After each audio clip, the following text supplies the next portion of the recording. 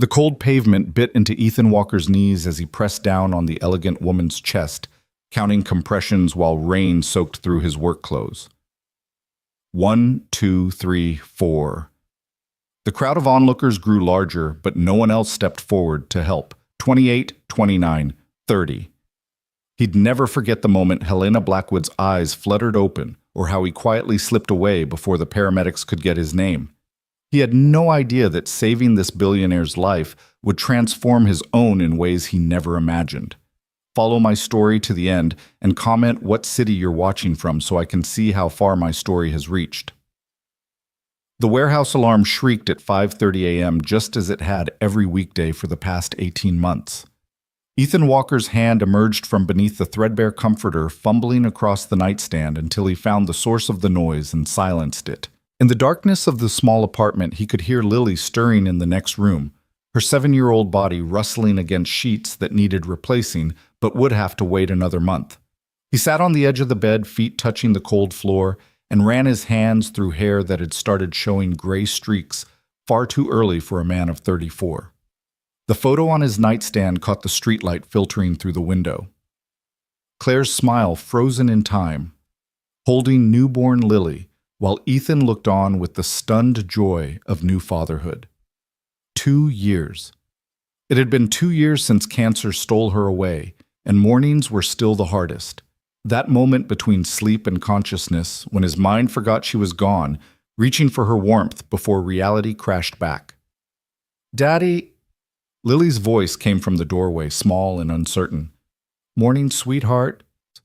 He forced warmth into his voice, opening his arms as she patted across the floor in her 2 small pajamas, the ones with unicorns that Claire had bought, now faded and worn at the knees. She climbed into his lap, her weight familiar and grounding. "I dreamed about Mommy again." "Yeah. What was she doing?" "Making pancakes. She said to tell you to stop worrying so much." Ethan's throat tightened. Even in death, Claire was trying to take care of them. "That sounds like her." They went through their morning routine with practiced efficiency. Ethan made scrambled eggs while Lily got dressed for school, her chatter filling the small kitchen as she talked about her upcoming art project, and whether her teacher, Mrs. Patterson, would like the drawing she'd made of their apartment building. "Why do you think she wants us to draw our homes?" Lily asked, carefully spreading grape jelly on toast. "Maybe to learn about each other's lives," Ethan suggested, though he suspected it was also a way for the teacher to understand her students' circumstances. Lily attended a school where most kids qualified for free lunch, where tired parents worked multiple jobs, where art supplies were luxuries. "Jessica's drawing her house with a pool," Lily said. "She's lying, though. She lives in the same building as Marcus, and they don't have pools. Maybe she's drawing her dream house." Lily considered this. "Then I should draw a castle." "You could. Or you could draw our home and show how special it is because we're together in it." She smiled that brilliant expression that was pure Claire, the ability to find light in any darkness. "I like that better." After walking Lily to school, savoring those 15 minutes of hand-holding and listening to her observations about everything from cloud shapes to why ants walked in lines, Ethan caught the bus to Morrison Warehouse. The commute took 40 minutes. The city slowly shifting from residential poverty to industrial decay as they moved toward the district where things were stored, shipped, and forgotten. The warehouse was already humming with activity when he arrived. Forklifts beeped their warnings, conveyor belts groaned under the weight of endless packages, and men in reflective vests moved through the aisles like ghosts in a machine. "Walkerts," Pete Morrison, the floor supervisor, called out. "Need you on the loading dock today? Jimmy called in sick." Ethan nodded, grabbing his vest and gloves. The loading dock meant heavier work packages that machines couldn't handle, items that required human judgment and manual strength. It also meant his back would scream by lunch and his shoulders would ache through dinner, but he never complained. Complainers got their hours cut. The morning passed in a blur of lifting, carrying, and stacking. His coworker Carlos worked beside him, both men finding rhythm in the repetition. "My oldest wants to play travel soccer," Carlos said during a brief water break. $300 just for registration, plus equipment, gas money for games, hotel rooms for tournaments. "That's rough." Ethan sympathized, knowing Carlos had 3 kids to Ethan's 1. "Everything's rough these days, but what do we do, boy? Tell them no, watch their faces fall. Carlos shook his head. We figure it out, always do. That was the warehouse motto, figure it out. Make it work. Don't think too hard about tomorrow because today had enough problems. During his lunch break, Ethan sat in the break room with his standard peanut butter sandwich and the apple that was slightly bruised but still good. He pulled out his phone to check the school's parent portal. Lily was doing well in reading, needed help with math, and had perfect attendance. Small victories that felt like major accomplishments. Ethan. Joe Martinez settled beside him, the 60-year-old warehouse veteran who'd become something of a father figure. You look tired, son. Always look tired, Ethan replied with a weak smile. More than usual. You taking care of yourself. Taking care of Lily. That's what matters. Joe studied him with eyes that had seen too much life. Can't pour from an empty cup. Cup's not empty, just running low. Pete mentioned overtime available this weekend, Saturday and Sunday time and a half. Ethan's mind immediately went to the calculation 16 hours of overtime could cover Lily's new shoes and still leave enough for a slightly better grocery run. I'll take it. Course you will. Joe's voice held no judgment, only understanding. Just remember that little girl needs a father more than she needs things. She needs both, Ethan said quietly. And I'm all she's got for either. The afternoon shift felt longer, each hour stretching as his body protested the constant motion. By 4 o'clock, his shirt was soaked with sweat, despite the October chill in the warehouse. By 5, he was counting minutes. But 5:30 brought renewed energy because it meant picking up Lily from the after-school program at the community center. She ran to him the moment he appeared in the doorway, her backpack bouncing, face bright with stories to tell. Daddy, we learned about the heart today in science. Did you know it pumps blood everywhere in your body and never stops? Never stops, huh? He lifted her onto his shoulders, ignoring his screaming muscles. That's pretty amazing. Mrs. Patterson says it's the strongest muscle because it works all the time without getting tired. If only that were true for the rest of us, Ethan thought, but said, your teacher's really smart. Their evening routine was sacred homework at the kitchen table while he made dinner spaghetti again.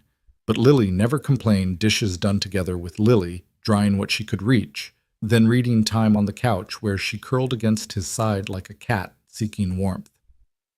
Daddy, she said, as he closed the library book about a brave mouse, are we poor? The question hit like a physical blow. Why do you ask, sweetheart? Mia said only poor kids go to after-school program. She said kids with money have nannies. Ethan chose his words carefully.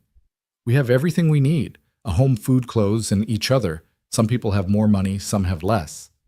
But money doesn't measure how rich a family is. So we're rich in love. The richest, he confirmed, kissing her forehead.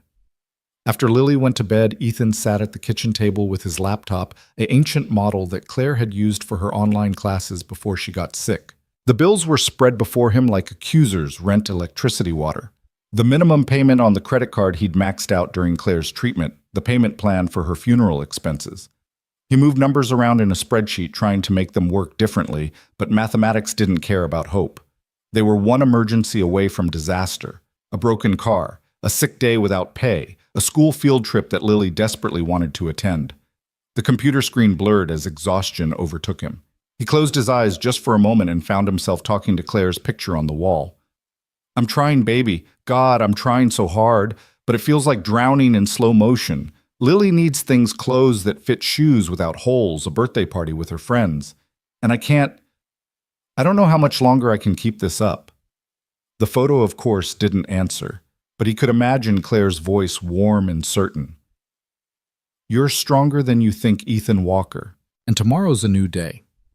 Tuesday came with unexpected rain, the kind of cold October downpour that reminded everyone winter was approaching. Ethan's morning had started badly. The hot water heater was acting up again, giving them barely lukewarm showers. Lily had been cranky about wearing her rain boots with the crack in the side, and he'd had to promise to try fixing them with duct tape that evening. Work had been especially brutal. A shipping error meant an entire truck needed to be unloaded and reorganized, and Pete had chosen Ethan's crew for the job. By the time his shift ended at 6, Every muscle screamed and his clothes were soaked through with sweat and rain from the loading dock work. The community center called just as he was boarding the bus. Lily had a slight fever and needed to be picked up early. Panic shot through him. He couldn't afford to miss work tomorrow if she was really sick, but he also couldn't send a sick child to school. He jogged the 6 blocks from the bus stop to the community center, rain pelting his face, work boots splashing through puddles. Lily was waiting in the director's office, looking small and pale. "My tummy hurts," she said in a tiny voice. "Let's get you home, baby." He carried her the 8 blocks to their apartment, her fevered head against his shoulder, rain soaking them both. She weighed so little, felt so fragile in his arms.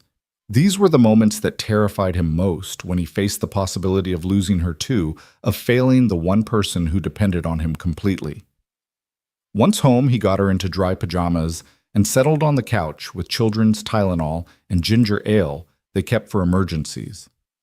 Her fever was 100.2. Not dangerous, but enough to worry him. "Will you tell me a story?" she asked, curled against his side. "What kind of story?"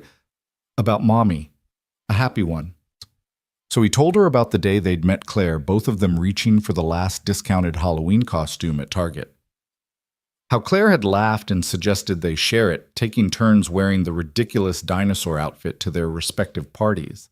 How that shared laugh had turned into coffee, then dinner, then a lifetime that ended too soon.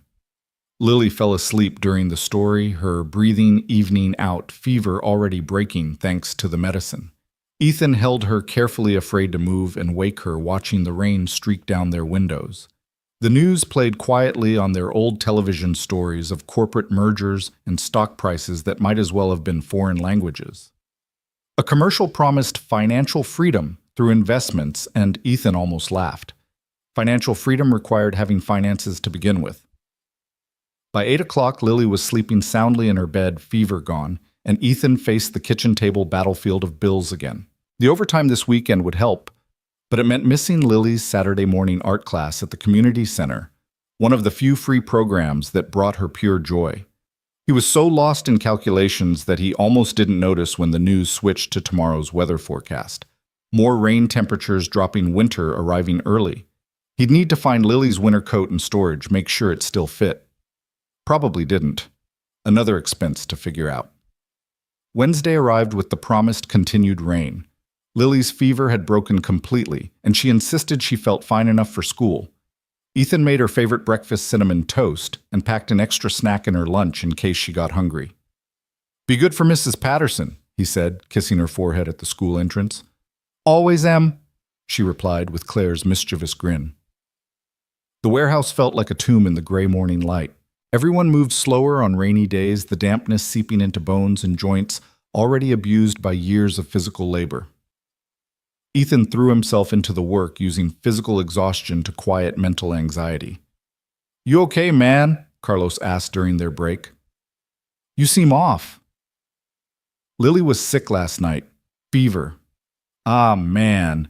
Those are the worst nights. Kids spike a fever and you think the world's ending. Every time, Ethan admitted. Can't help thinking, what if it's something serious? What if I miss the signs? Carlos clasped his shoulder. Brother, we all live with that fear. Single parents especially, but kids are tougher than we think, and you're a good dad. Best I know, actually. The words helped, but the weight remained. Every decision felt momentous when you were the only adult in a child's life. No one to share the worry, debate the choices, or reassure you that you were doing okay. The afternoon dragged endlessly.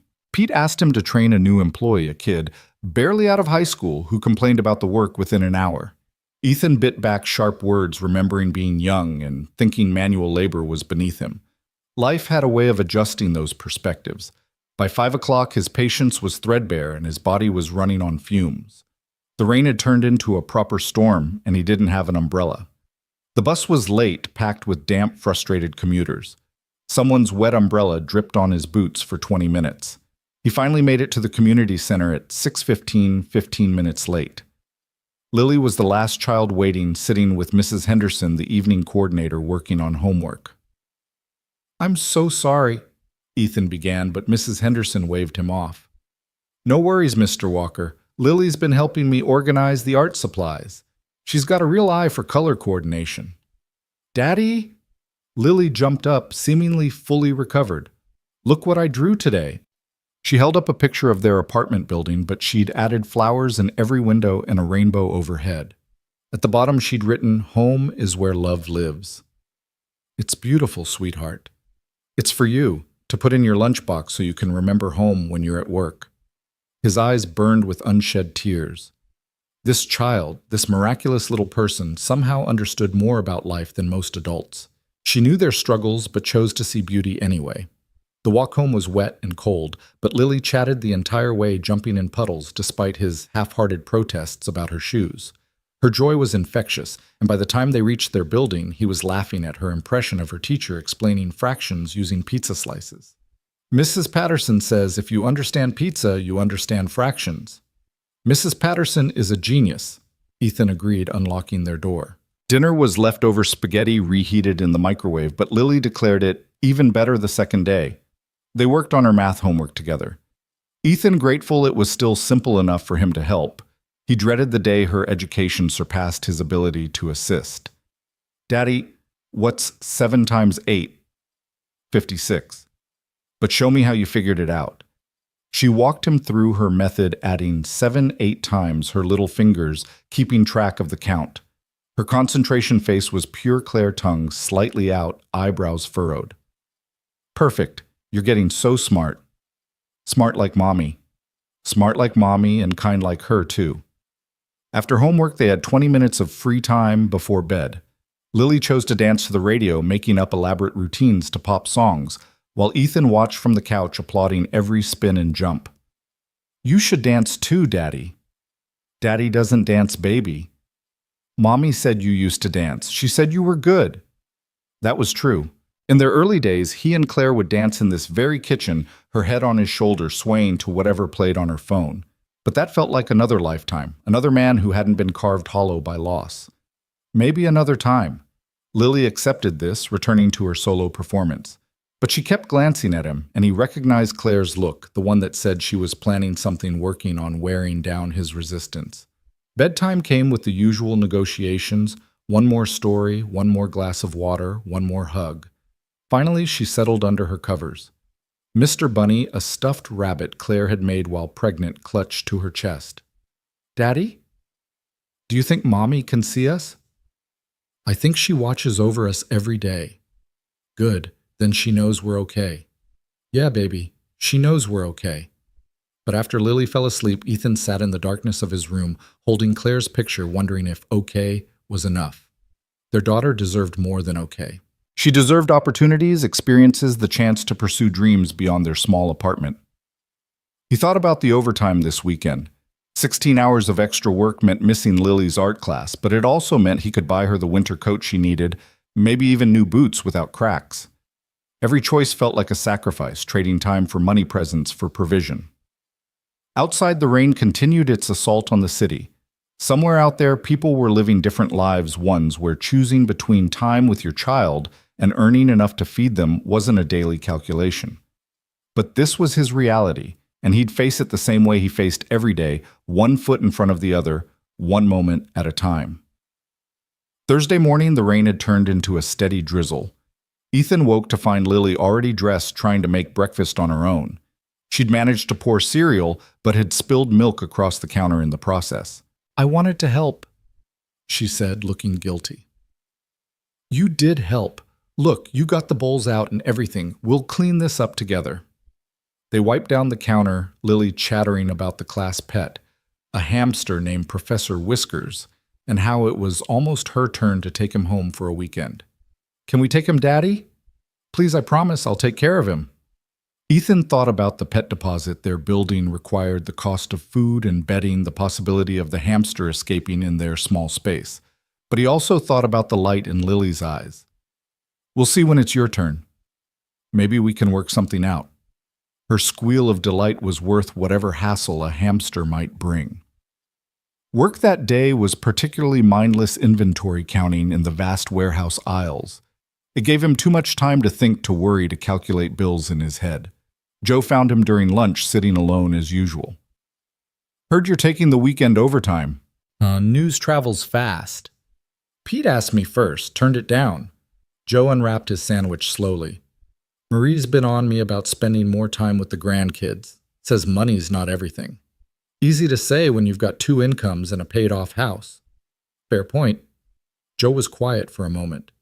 You know, when my kids were young, I worked every hour God sent. Missed birthdays, ball games, school plays. Thought I was being a good provider. Now my oldest barely calls and my youngest says she doesn't really know me. It's different for you. You had Marie with them. True. But Ethan, that little girl of yours, won't remember the toys you couldn't buy. She'll remember if you were there. The words haunted Ethan through the afternoon shift. Was he making the right choice? Was survival worth the cost of missed moments? But then he thought about Lily's boots with the crack water seeping in with every puddle and knew he'd work the overtime. He was almost out the door at 5:30 when Pete called him back. Walker got a proposition for you. Ethan's stomach clenched. Propositions from management were rarely good news. What kind of proposition? Distribution centers looking for a shift supervisor. Pays $4 more an hour, better benefits. You interested? Ethan's mind raced. $4 more an hour would change everything. Better apartment, reliable car, maybe even some savings. What's the catch? Night shift, 11 p.m. to 7 a.m., and it's at the Northside facility. The hope deflated. Night shift meant never seeing Lily except on weekends. Northside was an hour commute each way. It would solve their money problems, but destroy what little time they had together. I need to think about it. Fair enough. Let me know by Monday. The bus ride to the community center felt longer than usual. Rain streaked the windows, and Ethan watched the city pass by abandoned buildings, check cashing stores, pawn shops. This was their world, a far cry from the north side with its gleaming distribution center and suburban promise. Lily was painting when he arrived, her hands covered in purple and blue, creating what looked like a storm over an ocean. That's beautiful, baby. Is it the rain? It's the sky crying, she said matter-of-factly. But see, there's sun behind the clouds. It's just hiding. Sometimes his daughter's perception stunned him. 8 years old and already understanding that light existed even when you couldn't see it. That evening, while Lily did homework, Ethan researched the north side position on his ancient laptop. The pay was indeed better enough to actually save money, plan for college, maybe even take a vacation. But the comments from current employees were telling, never see my kids, divorced after a year of nights. Good money if you don't mind having no life. Daddy, you're doing the worry face again, Lily observed from across the table. Sorry, sweetheart. Just thinking about work stuff. Is it bad stuff? Not bad. Just complicated. She nodded sagely. Like when I have to choose between art and music class. I want both, but can only pick one. Exactly like that.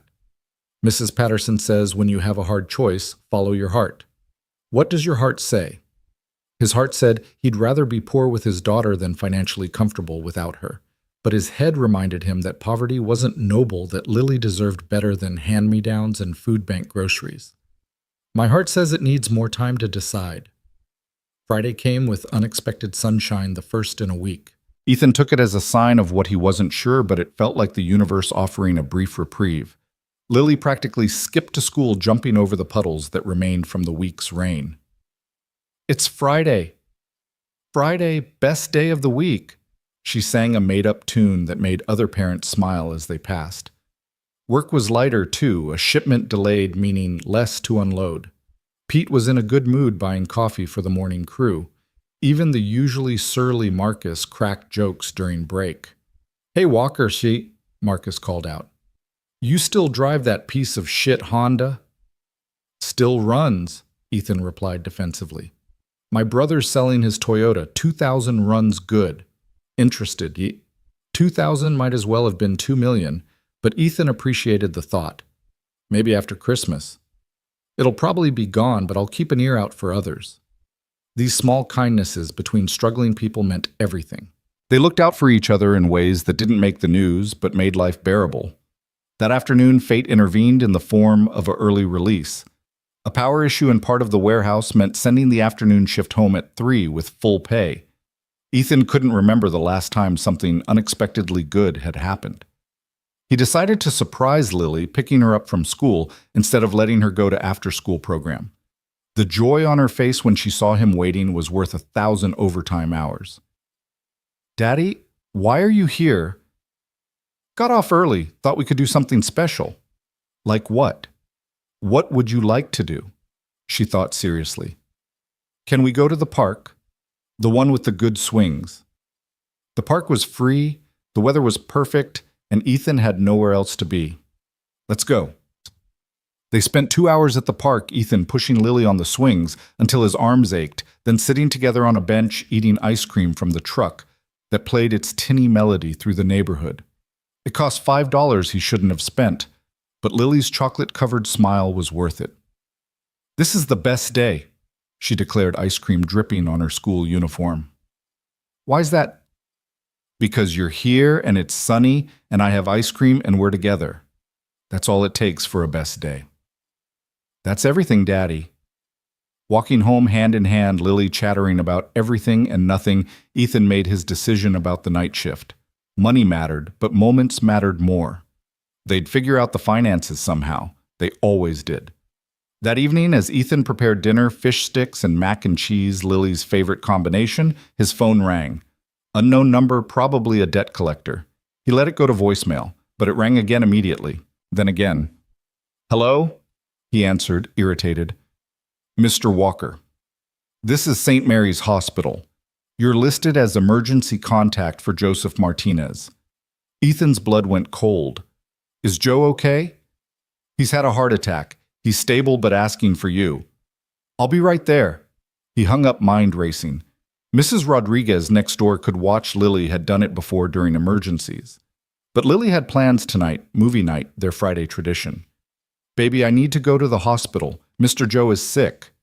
Lily's face fell, then immediately shifted to concern. "Is he going to be okay?" "I hope so. Mrs. Rodriguez will come over. I want to come with you." "Hospitals aren't fun places for kids." "Please, Daddy. Mr. Joe is nice. He gave me that candy last time." Against his better judgment, Ethan agreed. Maybe because he didn't want to be alone, maybe because Lily had already lost so much that protecting her from harsh realities seemed pointless. The hospital smelled of disinfectant and despair. Lily held his hand tightly as they navigated the corridors, her eyes wide at the controlled chaos of the emergency department. They found Joe in a curtained area hooked to monitors, looking smaller than Ethan had ever seen him. "You came," Joe wheezed. "Of course I came." "Brought the little one, too." Lily approached the bed carefully. "Hi, Mr. Joe. Does your heart hurt?" Joe smiled weakly. "Not anymore, sweetheart. Good medicine here." While Lily drew pictures in the notebook she always carried, Ethan and Joe talked quietly. "No family?" Ethan asked. "Marie's on her way, flying in from Phoenix where she was visiting our daughter." "What happened?" "Was walking to my car after shift. Chest started hurting something fierce. Next thing I know, I'm on the ground and some lady's doing CPR." Thank God someone knew what to do. Rich lady too, from the looks of her. Fancy clothes, expensive shoes. Stayed with me until the ambulance came, then disappeared. Didn't even get her name. They sat in comfortable silence, the monitors beeping steadily. Joe would be okay, the doctors had said so, but it was a reminder of how fragile everything was, how quickly life could change. "Ethan," Joe said suddenly, "don't take that night shift." "How did you Pete told me. Don't do it. That little girl needs you more than she needs money." "But no buts. I worked nights for 5 years when my kids were young. Know what it got me? Money in the bank and children who called me by my first name because I was a stranger." Before Ethan could respond, a commotion in the hallway drew their attention. Through the gap in the curtain, he could see EMTs wheeling someone in voices urgent and professional. 42-year-old female cardiac arrest down approximately 2 minutes, bystander CPR initiated. The glimpse he caught was of an elegantly dressed woman unconscious being rushed past. Something about the scene nagged at him, but Joe was talking again, and the moment passed. They stayed another hour until Marie arrived, a whirlwind of concern and efficiency. She hugged Ethan, thanked him for coming, and immediately began reorganizing Joe's space with the confidence of someone who'd been married 40 years. "You go home," she told Ethan. "That little one needs dinner and bed." Walking out of the hospital, Lily's hand in his, Ethan felt the weight of the week settling on his shoulders, but also something else, a kind of clarity. Joe's heart attack, the night shift offer, Lily's simple joy at the park, it all pointed to the same truth. Time was the only real currency. Everything else was just numbers on paper. "Daddy," Lily said as they waited for the bus, "is Mr. Joe going to be okay?" "I think so, baby." "Good. He's like a grandpa." "Yeah, he is. We should make him a card with hearts on it because his heart needs to know we love him." "That's a perfect idea." The bus arrived nearly empty at this hour. They found seats in the back, Lily curled against his side, exhausted from the long day and hospital visit. Outside, the city lights blurred past, and Ethan thought about the woman they'd brought in, hoping she had someone to sit by her bedside, someone to care whether she lived or died. Saturday morning came too early. The alarm set for overtime that suddenly felt less critical after yesterday's hospital visit. But Ethan dragged himself up, left a note for Lily with Mrs. Rodriguez's number, and headed to work. The warehouse was different on weekends. Skeleton crew relaxed pace radios playing louder than Pete would normally allow. Ethan threw himself into the physical work, using it to avoid thinking about Joe in his hospital bed or the night shift offer still waiting for an answer. During break, he called the hospital. Joe was doing better, might go home Monday. The relief was physical, loosening a knot in his chest he hadn't realized was there. "Walker," someone called from across the break room. "You hear about that thing downtown yesterday?" "What thing?" "Some rich lady had a heart attack right on Fifth Avenue, middle of rush hour. Some guy saved her life, did CPR until the ambulance came." "Good for him," Ethan said, not really interested. "Get this, though, turns out she's Helena Blackwood. You know Blackwood Industries worth like $1 billion. Bet that guy's getting a hell of a reward." The name meant nothing to Ethan. Rich people lived in a different universe, one that occasionally intersected with his world, but never in meaningful ways. He went back to work, forgetting the conversation within minutes. The overtime shift felt endless. His body, already exhausted from the week, protested every movement. But he thought about Lily's winter coat, new boots, maybe even something special for Christmas, and pushed through. By the time he got home at 8 that evening, Lily had spent the day with Mrs. Rodriguez baking cookies and watching cartoons. She ran to him, flowers still in her hair, chattering about her day. "We made snickerdoodles and sugar cookies, and Mrs. Rodriguez taught me Spanish words." "That's wonderful, baby. Did you save me any cookies?" "Of course, the best ones." They spent the evening on the couch, eating cookies and watching a movie Lily had seen 12 times but still loved. She fell asleep against his shoulder halfway through, and Ethan carried her to bed, marveling at how she was getting heavier, growing despite their circumstances. In her room, he noticed new drawings on her wall, their family, but now with 3 figures instead of 2. The third was labeled "Mommy as an Angel," complete with wings and a halo. "She watches us," Lily had written at the bottom, "and keeps us safe." Sunday meant church for most of their neighbors, but for Ethan and Lily, it meant laundry day. The apartment building's basement laundry room was a dungeon of flickering fluorescent lights and machines that ate quarters like hungry monsters. Ethan hauled 2 weeks' worth of clothes down 3 flights, while Lily carried the detergent, taking her responsibilities seriously. "Mrs. Chen is here," Lily whispered, spotting their elderly neighbor sorting whites from colors with mechanical precision. Mrs. Chen had lived in the building for 30 years, raised 4 children in a 2-bedroom apartment, and now lived alone, her children scattered across the country chasing better lives. "Morning, Mrs. Chen," Ethan said, setting down his baskets. She looked up, eyes sharp behind thick glasses. "That child needs warmer clothes. Winter's coming early this year." "We're working on it." Mrs. Chen made a dismissive sound, the universal expression of older women who'd heard too many excuses from struggling parents. She reached into her basket and pulled out a thick purple sweater, handmade from the look of it. "My granddaughter outgrew this. Lily's size now." Before Ethan could protest, she'd pressed it into Lily's hands. The girl's eyes went wide, fingers touching the soft wool reverently. "It's beautiful," Lily breathed. "Purple's my favorite." "I know," Mrs. Chen said, simply returning to her laundry. These acts of kindness between poor people always humbled Ethan. Mrs. Chen lived on Social Security, counted every penny. Yet here she was making sure Lily stayed warm.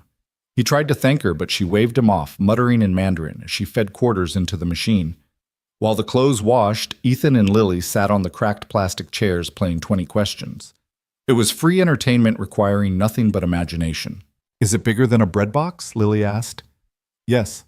Is it alive? No. Is it in our apartment? No. She scrunched her face in concentration, looking so much like Claire that Ethan's chest ached. Claire had loved these word games, could play for hours, making even waiting rooms and long commutes fun. Is it something we see every day? Sometimes. The bus? Good guess, but no. They went back and forth until the washer buzzed. As Ethan transferred clothes to the dryer, another $1.50 in quarters, Lily suddenly said, "It's the moon." How did you figure that out? You said sometimes we see it, and last night you were looking at it out the window for a long time. He had been. Standing at their small window after Lily went to bed, staring at the full moon and wondering if Claire could see it wherever she was, wondering if she was proud of how he was managing or disappointed in his failures. You're very observant, he told Lily. Mrs. Patterson says that too. She says I notice things other people miss. The dryer would take an hour. They climbed back to their apartment to wait Lily wearing her new purple sweater despite the relatively warm morning. She modeled it in their small mirror, twirling like a fashion show participant. I'm going to wear this tomorrow to school. Mia will be so jealous. We don't want to make others jealous, baby. Not mean jealous, good jealous. Like when someone has something nice and you're happy for them, but also wish you had it too. The distinction was surprisingly sophisticated for an 8-year-old. But then Lily had been forced to grow up faster than her peers, understanding concepts like loss and want and gratitude in ways other children didn't. While waiting for the laundry, they tackled the apartment together. Lily dusted the surfaces she could reach while Ethan vacuumed with their ancient machine that sounded like a dying animal, but still somehow worked. They made it a game racing to see who could finish their section first. I win, Lily declared, having dusted the 3 pieces of furniture in her room in record time. You're the champion. Ethan agreed, even though he'd deliberately slowed down to let her win. They returned to the basement to find their dryer had stopped mid-cycle. The clothes were still damp, and the machine refused to accept more quarters.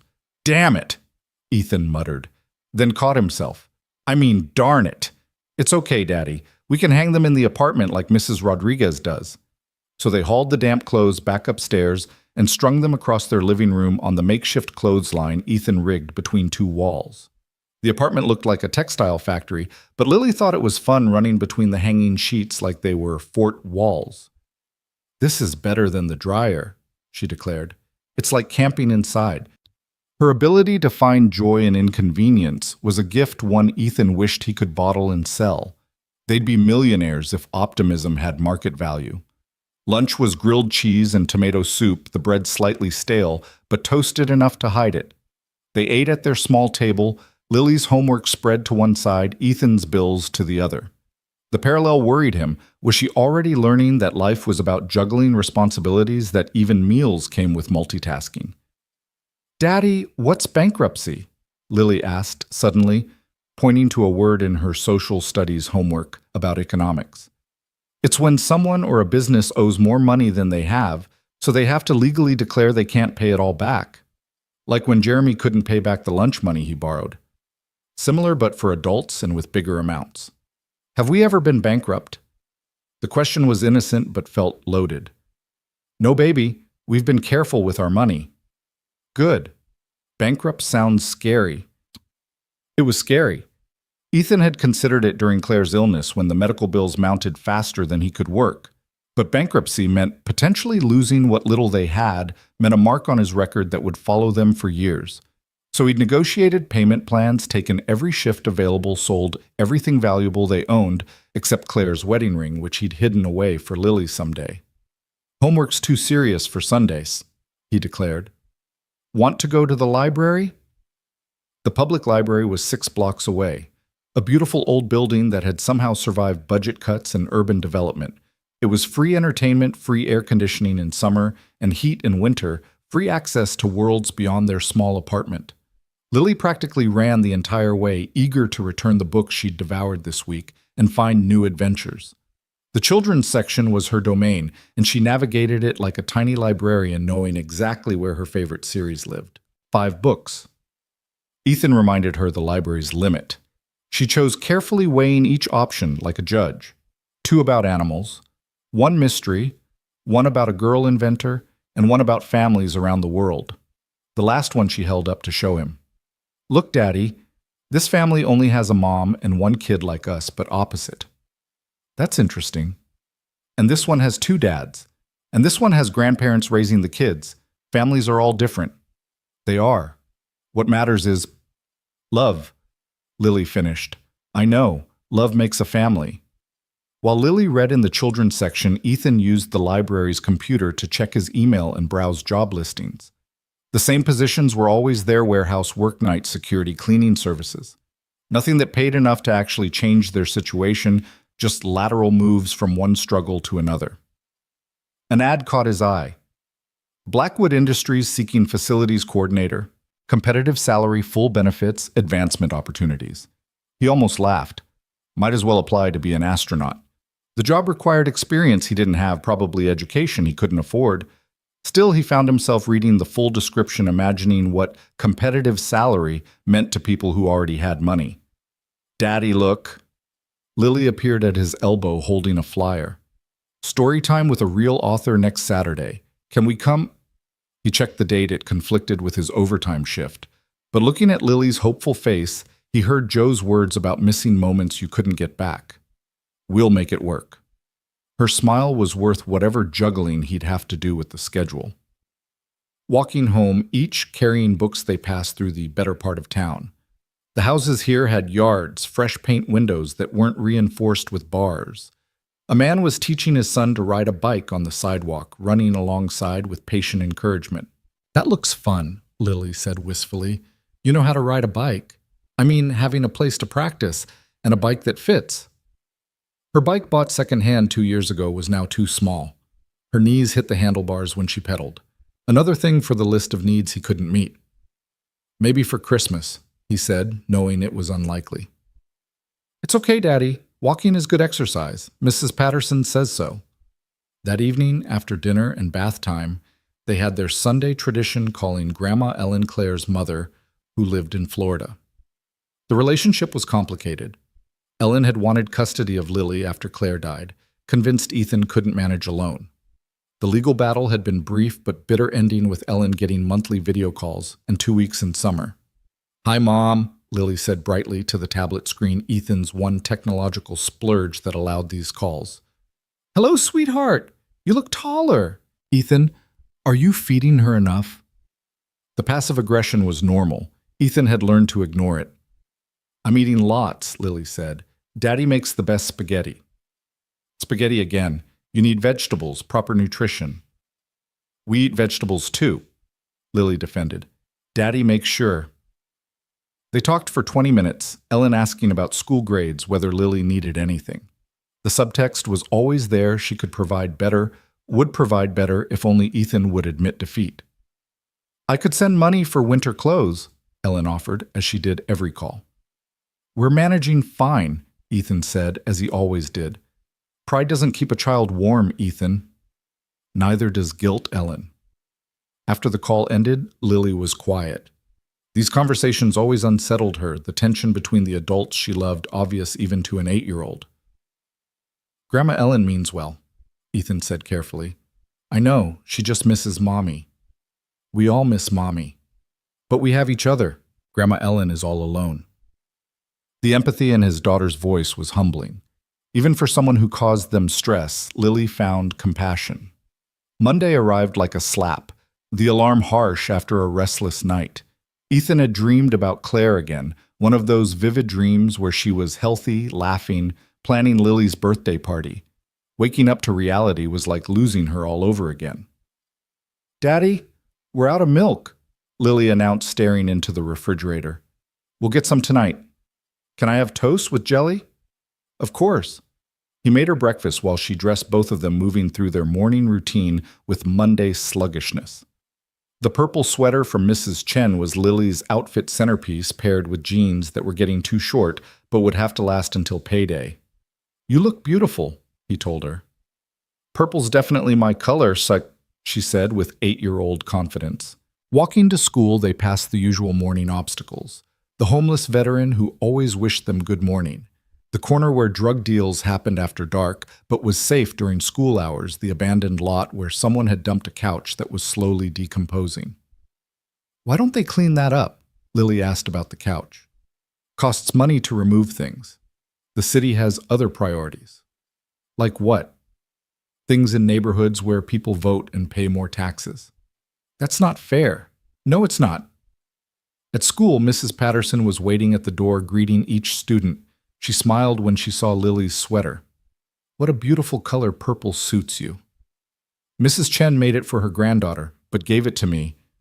How kind of her. "Good morning, Mr. Walker." "Morning.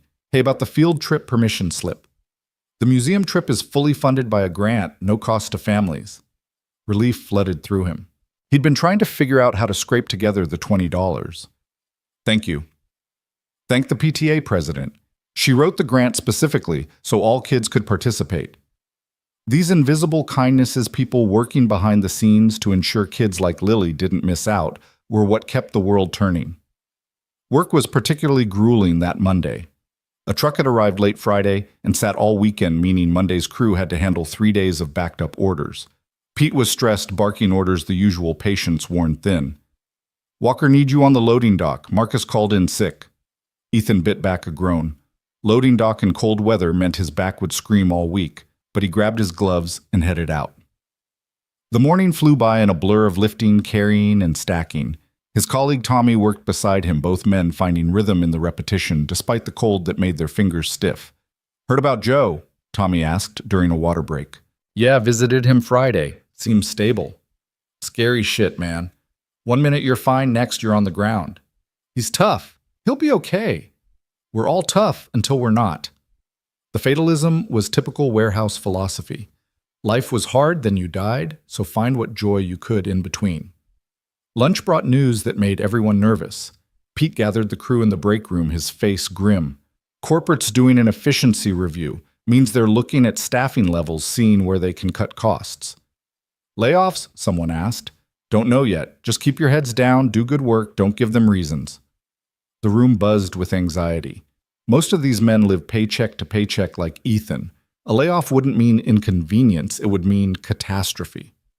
"Seniority system still in place?" Joe's friend Carlos asked. "Supposedly. But you know how corporate works. Rules change when money's involved." Ethan calculated quickly. 18 months made him middle pack, not first to go, but not safe either. The afternoon shift felt different. Everyone working harder, trying to prove their worth to invisible judges who would decide their fates from air-conditioned offices. "This is bullshit," Tommy muttered, hauling boxes with increased intensity. "Record profits last quarter. CEO got $1 million bonus, and they're looking to cut our jobs." "Welcome to America," someone replied. The gallows humor continued all afternoon, workers joking about their dispensability because the alternative was admitting their terror. Ethan stayed quiet, focused on the work. He couldn't afford to lose this job. Not with winter coming, not with Lily needing everything. By clockout time, the mood was funeral. Men who usually chatted in the parking lot headed straight to their cars, eager to escape the cloud of uncertainty. Ethan caught the bus standing room, only surrounded by other tired faces, heading home from their own struggles. The community center called as he walked from the bus stop. Lily had a slight headache, probably nothing but they wanted him to know. He found her in the quiet room, lying on a beanbag with a cool cloth on her forehead. "Hey, baby, head hurt?" "A little. Mrs. Henderson says it's probably because I didn't drink enough water." "Let's get you home and hydrated." She walked slowly, lacking her usual energy. Ethan carried her backpack, watching for signs of something more serious, but she perked up when they passed the corner store with its window display of Halloween decorations. "Halloween's in 3 weeks, she said suddenly, as if just remembering. "It is. Can I be a scientist with a lab coat and goggles and everything? We'll see what we can put together." He was already mentally inventorying what they had. An old white shirt of his could be a lab coat, swim goggles from the dollar store could work, create some kind of badge. DIY costumes were an art form in their neighborhood. At home, he set Lily up on the couch with water and crackers while he started dinner. The mail had brought the usual collection of bills and advertisements for things they couldn't afford, but also something unexpected, a handwritten envelope addressed to him personally, no return address. Inside was a brief note. Mr. Walker, you don't know me, but you saved my life. I'm trying to find you to say thank you properly. If this reaches you, please call. A phone number was listed below, signed HB. Ethan stared at the note confused. Saved someone's life when... How he would remember something like that. Daddy, what's that? Lily asked from the couch. I'm not sure. Someone sent a thank you note, but I think they have the wrong person. Maybe it's about when you helped Mrs. Garcia with her groceries when she fell. Maybe.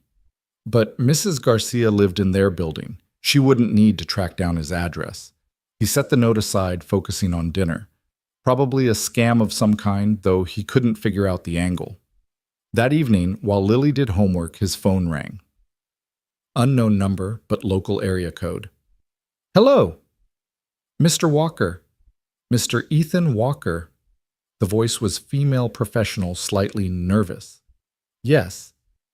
My name is Helena Blackwood. I believe you received my note. The name tickled something in his memory. Blackwood. Where had he heard that, I think you have the wrong person, ma'am. I haven't saved anyone's life. Last Tuesday evening, downtown near 5th and Morrison, a woman collapsed on the sidewalk. The memory clicked into place. The woman in expensive clothes who'd fallen clutching her chest. He'd done CPR until the paramedics arrived, then slipped away once they had her. That was you. That was me. Mr. Walker, you saved my life. The doctor said without immediate CPR I wouldn't have survived. I just did what anyone would do. But everyone didn't. People walked past. You stopped. There was emotion in her voice now, breaking through the professional composure. I'm glad you're okay, Ethan said, uncomfortable with the gratitude. Really, you don't need to thank me. I do need to. Mr. Walker, could we meet just for coffee or lunch? I want to thank you properly. That's really not necessary. Please, it's important to me. He thought about the efficiency review at work, Lily needing winter clothes, the perpetual struggle to stay afloat. He didn't have time for coffee with strangers, even grateful ones. I work during the week, and weekends are for my daughter. Your daughter? How old? 8. Bring her. Saturday lunch. I know a place with excellent mac and cheese. Lily, who'd been pretending not to eavesdrop, perked up at the mention of mac and cheese. I really can't... Mr. Walker, Ethan, you gave me my life back. The least you can do is let me buy you lunch. The combination of persistence and genuine emotion wore him down. Plus, Lily was now making hopeful faces at him. Okay, Saturday lunch, but somewhere casual, we don't do fancy. Perfect. Can I text you the details? After he hung up, Lily pounced. Who was that? Where are we going? Is the mac and cheese really excellent? Someone I helped wants to say thank you, and we'll see about the mac and cheese. He Googled Helena Blackwood that night after Lily went to bed. The results made him sit back stunned. CEO of Blackwood Industries' net worth in the billions, regular on Forbes, lists philanthropist art collector. The images showed an elegant woman in her 50s, always perfectly composed, photographed at galas and board meetings. This was who he'd saved. This was who wanted to buy them lunch. The week suddenly felt surreal. He'd performed CPR on one of the richest women in America and had no idea. She'd been just another person in distress, someone who needed help. The expensive clothes should have been a clue, but in the moment, all he'd seen was a human being dying on a sidewalk. He thought about canceling the lunch. What would they possibly have to talk about? Their lives were so different they might as well be different species. But Lily had already planned her outfit, the purple sweater, of course, and talked about it nonstop. Tuesday brought more efficiency, review anxiety at work. Supervisors with clipboards timing tasks, watching everything, making notes. The warehouse felt like a prison under surveillance. "They're definitely cutting people," Tommy said during break. "Question is how many?" 20% is the rumor, Dutch, Carlos added. 1 in 5 of us gone by Christmas. Ethan did the math. With 40 workers on their shift, that meant 8 jobs lost, 8 families thrown into chaos. The thought made him physically sick. "Walker," Pete called. "Office, now!" The walk to Pete's office felt like heading to execution. Was he being cut already? Had they decided he was expendable? "Sit," Pete said, closing the door. "If this is about the efficiency review." "It's not. Well, not directly." Pete sat heavily behind his desk. "I'm going to be straight with you. You're on the bubble. Not first to go, but not safe either." "Pete, let me finish. You're a good worker, reliable, never complain, help others, but you don't stand out. No special skills, no certifications, nothing that makes you irreplaceable. What do you want me to do?" "Forklift certification. Company pays for the training, and certified operators are harder to replace. Class starts Monday nights, runs 6 weeks. Monday nights meant less time with Lily, more exhaustion, more juggling. But it also meant job security, maybe even a small raise. I'll do it." "Good man. I'll get you enrolled." Walking back to his station, Ethan felt the weight of another obligation settling on his shoulders. 6 weeks of classes after 8-hour shifts, getting home after Lily's bedtime, weekend homework. But what choice did he have? That evening, he broke the news to Lily over dinner. "It's only 6 weeks," he explained, "and it means my job will be safer. Will Mrs. Rodriguez watch me on Monday nights?" "Yes." She was quiet, processing. "Will you still help with homework?" "Every other night and weekends." "Okay, if it keeps you from getting fired, it's important." The matter-of-fact acceptance broke his heart. 8 years old and already understanding job insecurity, already making sacrifices for economic survival. "I'm not getting fired, baby. This is just insurance. Like health insurance. Kind of. Job insurance. We need all the insurance we can get," she said, sounding like a tiny adult. Wednesday was early release day at school, so Ethan arranged to leave work early, taking the pay hit to spend the afternoon with Lily. They went to the park, despite the chilly weather, Lily determined to master the monkey bars she'd been struggling with. "You can do it," Ethan encouraged, standing ready to catch her if she fell. She made it halfway before her hands gave out, dropping safely to the rubberized surface below. "I'll never get it," she said, frustrated. "You got further than last time. Progress, not perfection." "Mommy used to say that. She was smart." "You're smart too, Daddy. Not school smart. Not like Mommy." "There's different kinds of smart. Mrs. Patterson says some people are book smart, some are people smart. Some are fixing things smart. You're all kinds except book smart." The assessment was probably accurate. Ethan had never been good at formal education, dropping out of high school to work when his dad got sick. Claire had been the one with college dreams, taking night classes until she got pregnant with Lily. Then online classes until she got sick, always learning, always reaching for more. "Daddy watch," Lily tried the monkey bars again. Determination etched on her small face. This time she made it further 6 bars instead of 4 before dropping. See? Progress. They stayed until the sun started setting, painting the sky orange and pink.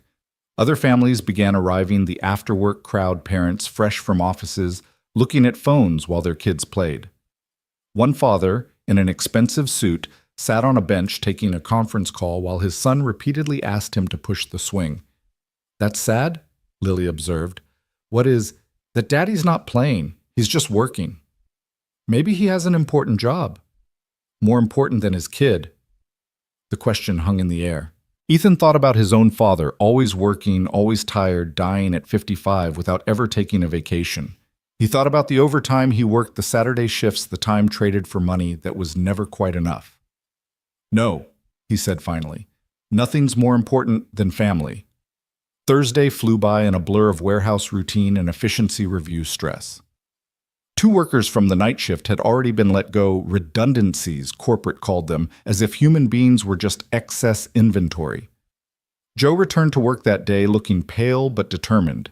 Everyone treated him like glass, trying to help, but he waved them off. "I'm not dead yet," he grumbled. Doctor says light duty for 2 weeks, then back to normal. You should have taken more time, Ethan said. Can't afford it. Short-term disability pays 60%. You try living on 60%. It was a familiar problem. Even when help was available, it was never enough to actually help. Just enough to keep you from drowning, but not enough to swim to shore. That evening, Lily had a school presentation about families. Each child had to share something special about their family heritage. Some kids brought elaborate poster boards, family trees going back generations. One child had a PowerPoint presentation his parents clearly made. Lily had a photo of Claire and a story about how her mother had volunteered at the animal shelter every Saturday, even when she was sick. My mom believed in helping, Lily said to her class voice clear and strong. She said we should leave the world better than we found it. She's gone now, but my dad and I try to follow her example. We don't have a lot, but we share what we have. That's our family heritage helping. Mrs. Patterson had tears in her eyes. Several parents applauded. Ethan stood in the back throat tight with pride and grief. After the presentation, another parent approached him, a woman in medical scrubs he recognized from pickup. Your daughter is remarkable, she said. Thank you. She gets it from her mother. And her father. I see you here every day, never missing anything important. That matters more than you know. The praise felt unearned.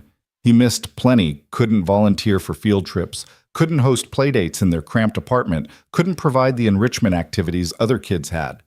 But he was present. Maybe that counted for something.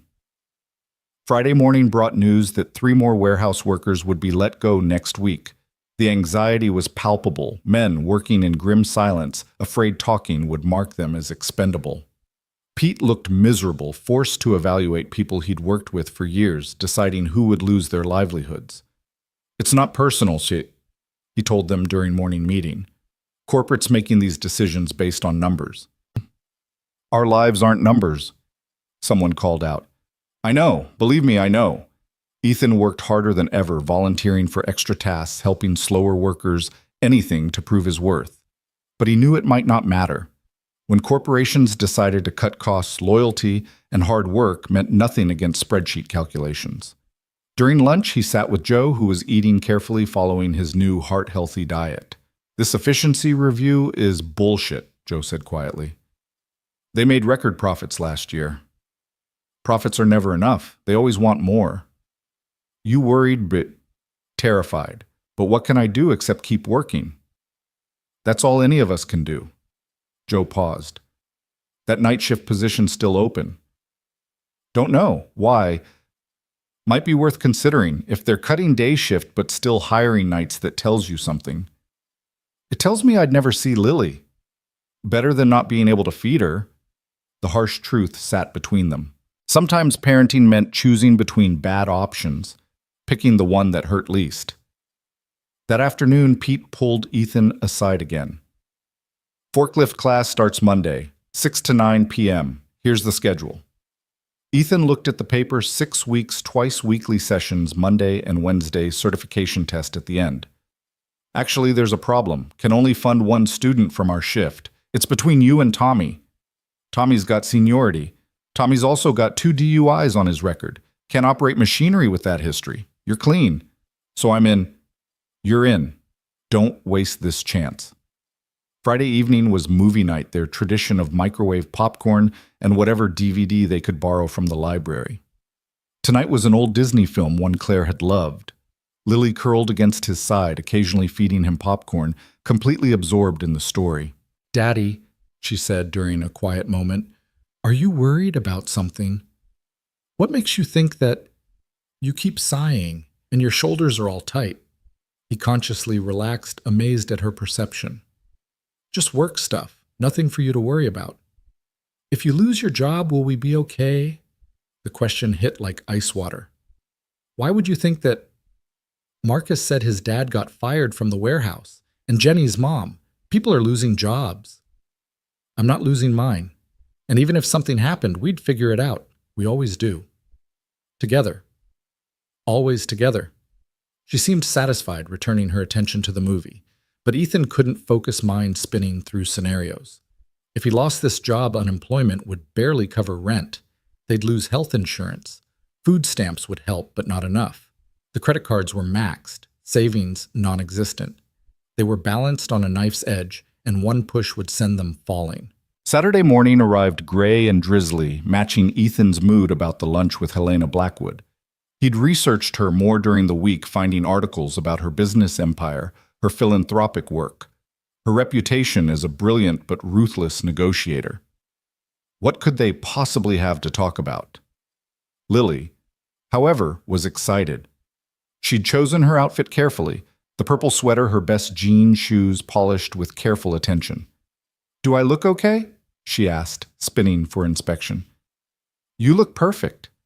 Not too casual. She's really rich, right? We're not trying to impress her baby, just having lunch. But I want to make a good impression. You saved her life. She should know you have a good daughter. She'll know that the minute she meets you." The restaurant Helena had chosen sat between two worlds, not fancy enough to require reservations months in advance, but far nicer than anywhere Ethan would normally take Lily. It was called The Garden Table, with large windows overlooking a small courtyard and a menu posted outside that didn't show prices, always a bad sign for people who needed to count every dollar. "It's pretty," Lily said, pressing her nose against the window. "Yeah, it is. Are you nervous, Daddy?" "A little." "Don't be. You saved her life. She should be nervous to meet you." The child's logic was flawless, but didn't account for the gulf between their worlds. Ethan straightened his only good shirt, the one he'd worn to Claire's funeral and job interviews, and opened the door. The hostess smiled warmly. "Mr. Walker, Ms. Blackwood is already here. Right this way." They were led through the restaurant to a corner table where Helena Blackwood sat studying her phone. She looked up as they approached, and Ethan was struck by how different she appeared from that night on the sidewalk. Healthy color in her cheeks, designer clothes that probably cost more than his monthly rent, an aura of controlled power. But when she saw them, her entire demeanor shifted. She stood quickly, almost knocking over her water glass, and for a moment looked as nervous as Ethan felt. "Mr. Walker." "Ethan, thank you so much for coming. This is my daughter Lily." Helena's attention turned to the child, and her smile became genuine rather than professional. "Hello, Lily. Your father told me you're 8 3/4, Lily corrected. "Are you the lady whose heart stopped?" "Lily." Ethan started, but Helena laughed. "I am indeed. Your father made it start again." "He's good at fixing things," Lily said matter-of-factly, sliding into the booth. They sat the contrast between them, stark Helena in her designer outfit, Ethan in his funeral shirt, Lily in her borrowed sweater. The waiter appeared immediately, which never happened in restaurants Ethan frequented. "Can I bring you something to drink?" "What would you like, Lily?" Helena asked. "Chocolate milk." Lily looked at Ethan for permission. "That's fine." "Coffee for me," Ethan said, then caught the prices on the drink menu. $8 for coffee. He tried not to visibly react. "I'll have the same," Helena said. "And could we get an appetizer, the cheese plate?" After the waiter left, an awkward silence settled. Helena seemed to be struggling for words, this woman who probably commanded boardrooms and negotiated million-dollar deals tongue-tied in front of a warehouse worker and his daughter. "I researched you," she finally said. "I hope that's not too invasive. I needed to know who saved me." "Not much to find," Ethan said. "I found enough. Single father warehouse worker wife passed 2 years ago. I'm sorry for your loss." "Thank you." Lily, unburdened by adult awkwardness, piped up. "Daddy doesn't like talking about Mommy with strangers. It makes him sad." "Lily." "It's okay, Helena said. "I understand. I lost my husband 15 years ago. The sadness never fully goes away, does it?" "No," Ethan admitted. "It doesn't." The drinks arrived with the cheese plate, an artistic arrangement that looked too pretty to eat. Lily's eyes went wide. "This is fancy cheese," she whispered. "Try some," Helena encouraged. "The one with herbs is particularly good." They ate, Lily chattering about school, her art project, the hamster she hoped to pet sit. Helena listened with apparent genuine interest, asking follow-up questions, laughing at Lily's jokes. Slowly, Ethan felt himself relaxing. "What do you do?" Lily asked Helena. Daddy says you're important. I run a company. We make parts for other companies, boring stuff, really. Daddy works at a warehouse. Is that like your company? Different kind of work, but equally important. Nothing would get where it needs to go without people like your father.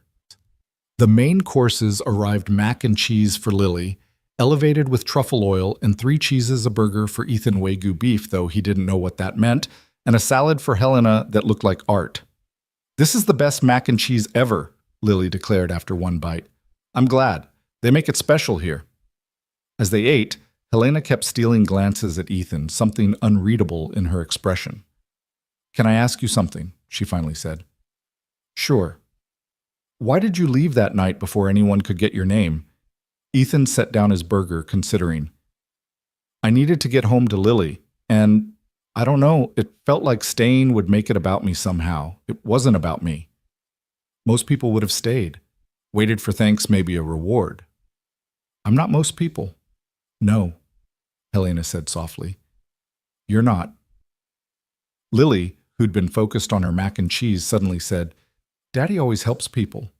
Last week he fixed Mrs. Chen's door for free, and he carries Mrs. Rodriguez's groceries, and he gave his lunch to Tommy when Tommy forgot his wallet.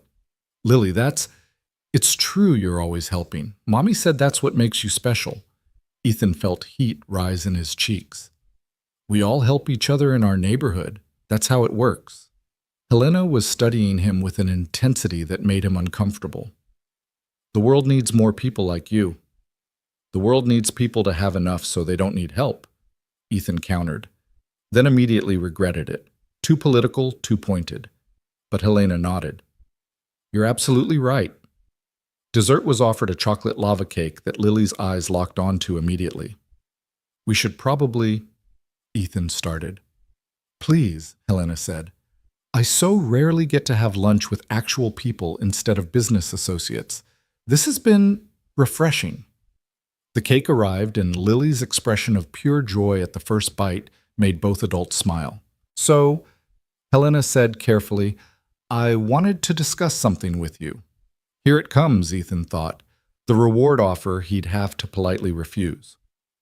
I'd like to offer you a job. Ethan nearly choked on his coffee. What? My company needs someone to oversee facilities management at our main campus. Someone practical, reliable, good at solving problems. Someone who sees what needs doing and does it without being asked. I don't have any experience with. You have exactly the experience needed. You work in a warehouse, you understand systems and logistics. You fix things for your neighbors so you're mechanically inclined. Most importantly, you help people, which means you understand that facilities management is really about making sure people have what they need to do their jobs. Miss Blackwood. Helena, I appreciate what you're trying to do, but the salary is $85,000 a year, full benefits, including medical and dental retirement matching and flexible hours to accommodate parenting needs. Ethan felt the world tilt. $85,000. That was more than double what he made now. It was impossible. It was life-changing. You can't be serious. I'm completely serious. This isn't charity, Ethan. I've built a successful company by recognizing talent and character when I see it. You have both. Daddy, Lily said quietly, are you okay? You look funny. I'm fine, baby. Is she offering you a different job? She is. Would it be better than the warehouse? Ethan looked at his daughter, her 2 small clothes, her borrowed sweater, her eyes bright with hope she was trying not to show. It would be different. Helena pulled out a folder she'd had beside her. This is the formal offer. Take it home, read it, think about it. But Ethan, this is a real position with real responsibilities. You'd be managing a team of 12, overseeing 3 buildings, reporting directly to our operations director. Why? Ethan asked. Really why? Because I saved your life. That's not a reason to hire someone. Helena was quiet for a moment. Can I be completely honest? Please. I've been successful in business for 30 years. I have more money than I could spend in 10 lifetimes. I have houses, I never visit cars, I never drive art, I never look at. But when I was lying on that sidewalk dying, None of that mattered. The only thing that mattered was that a stranger cared enough to stop. She paused, composing herself. You gave me a second chance at life. Not just by saving me physically, but by reminding me that there are still good people in the world. People who help without expecting anything in return. I want someone like that in my company. Someone who sees people not just profit margins. That's a nice speech, but it's not a speech. It's the truth. Look at the offer. Do your research on the company. You'll find we promote from within. We've never had layoffs, and our employee satisfaction scores are industry leading. I didn't build this company by making bad hiring decisions. The waiter appeared with the check, which Helena signed without looking at the total. Ethan tried not to think about what lunch had cost, probably more than his weekly grocery budget. Can I have a week to think about it? He asked. Take 2 weeks. This is a big decision. As they prepared to leave, Lily tugged on Helena's sleeve. Thank you for lunch, and for offering Daddy a job. He works really hard and deserves good things. Helena knelt down to Lily's level. Your daddy is a special person, and so are you. I can see where you get your kindness. Outside the restaurant, Helena's driver was waiting with a black car that looked like it cost more than most people's houses. Can we give you a ride home? We'll walk. It's not far. Ethan lied. It was 40 minutes, but he needed to think. Thank you for coming today, both of you. She got in the car and was gone, leaving Ethan and Lily standing on the sidewalk in their shabby clothes, holding a job offer that could change everything. Daddy, Lily said, taking his hand. She seems nice. She does. Are you going to take the job? I don't know, baby. It's complicated. Good things are usually complicated, Lily said, sounding like Claire. That's what makes them interesting. They walked home slowly, Lily chattering about the fancy cheese and chocolate cake, while Ethan's mind spun through possibilities and fears. $85,000 a year, health insurance that actually covered things, retirement savings. Lily could have new clothes, proper school supplies, maybe even activities like dance or soccer. But also leaving the known for unknown, working for someone he'd saved, the potential awkwardness, the fear of failing at something beyond his experience. Back at their apartment, he spread the offer letter on the kitchen table and read every word 3 times. The benefits were even better than Helena had said. 3 weeks vacation, sick leave, that accumulated education assistance that would pay for Lily's college. It seems too good to be true, he said to Claire's photo that night after Lily was asleep. Things like this don't happen to people like us.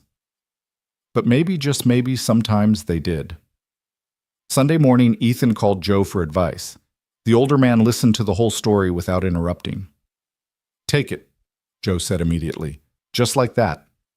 Ethan, opportunities like this come once in a lifetime, maybe not even that often. But what if I can't do it? What if you can? What if you're exactly what they need? Stop thinking you're not good enough. You are. The warehouse needs me. With the layoffs, the warehouse will survive. And honestly, you might not survive the cuts anyway. Take the job. That evening, Ethan sat with Lily doing homework, her at the kitchen table with math problems, him with the laptop researching Blackwood Industries. Everything he found confirmed Helena's claims. The company was solid, ethical, known for treating employees well. The facilities management team had good reviews on job sites. The building was only 30 minutes by bus from their apartment, actually closer than the warehouse. Daddy told, Lily said, you're not doing your homework. I'm researching. The job? Yeah. She put down her pencil and looked at him with Claire's serious expression. Can I say something? Always. I think Mommy would want you to take it. She always said you were capable of more than you believed. You remember her saying that? I remember everything about Mommy, and she was right. You are capable of more. Monday morning came with the usual warehouse anxiety, plus Ethan's first forklift class that evening. He hadn't told anyone about Helena's offer, still processing it himself. The efficiency review continued its reign of terror. 2 more workers were let go at morning meeting, their lockers already cleaned out, final paychecks ready. The remaining crew worked in grim determination. We're all replaceable, Tommy muttered during break. Every damn one of us. Not if you have special skills, Carlos countered. That's why Walker's getting certified. One certification won't save him if they decide to cut deep. Ethan stayed quiet, the job offer burning in his pocket where he'd put it that morning, unable to leave it at home. $85,000.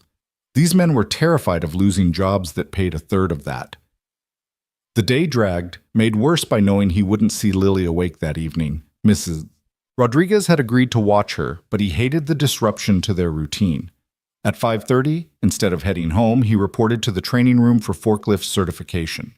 8 other men were there, all looking tired, all sacrificing family time for the hope of job security. The instructor, a bored-looking man named Dale, went through safety procedures with the enthusiasm of someone who'd given this presentation hundreds of times. Forklifts kill more warehouse workers than any other equipment. Respect the machine, follow procedures, don't get cocky. For 3 hours, they reviewed regulations, watched videos of forklift accidents, and took practice tests. Ethan's back ached from sitting in the uncomfortable chair after a full day of physical labor. His mind kept drifting to Lily. Was she eating dinner? Did Mrs. Rodriguez remember she didn't like green beans? Was she doing her homework? When class finally ended at 9, Ethan practically ran to catch the bus. Home by 9:40, he found Lily asleep on Mrs. Rodriguez's couch. Homework complete on the coffee table. She was an angel, Mrs. Rodriguez whispered. Did all her work, ate her dinner, only asked for you 12 times. The guilt was a physical weight. Thank you for watching her. Any time. That little girl is special. He carried Lily to their apartment, her sleep-heavy body trusting completely in his arms. After tucking her in, he sat at the kitchen table with Helena's offer letter again. The money would mean no more choosing between bills, no more forklift certification classes stealing his evenings, no more efficiency reviews threatening their stability. But it also meant leaving the known world the men he'd worked beside the routine that had carried them through Claire's death.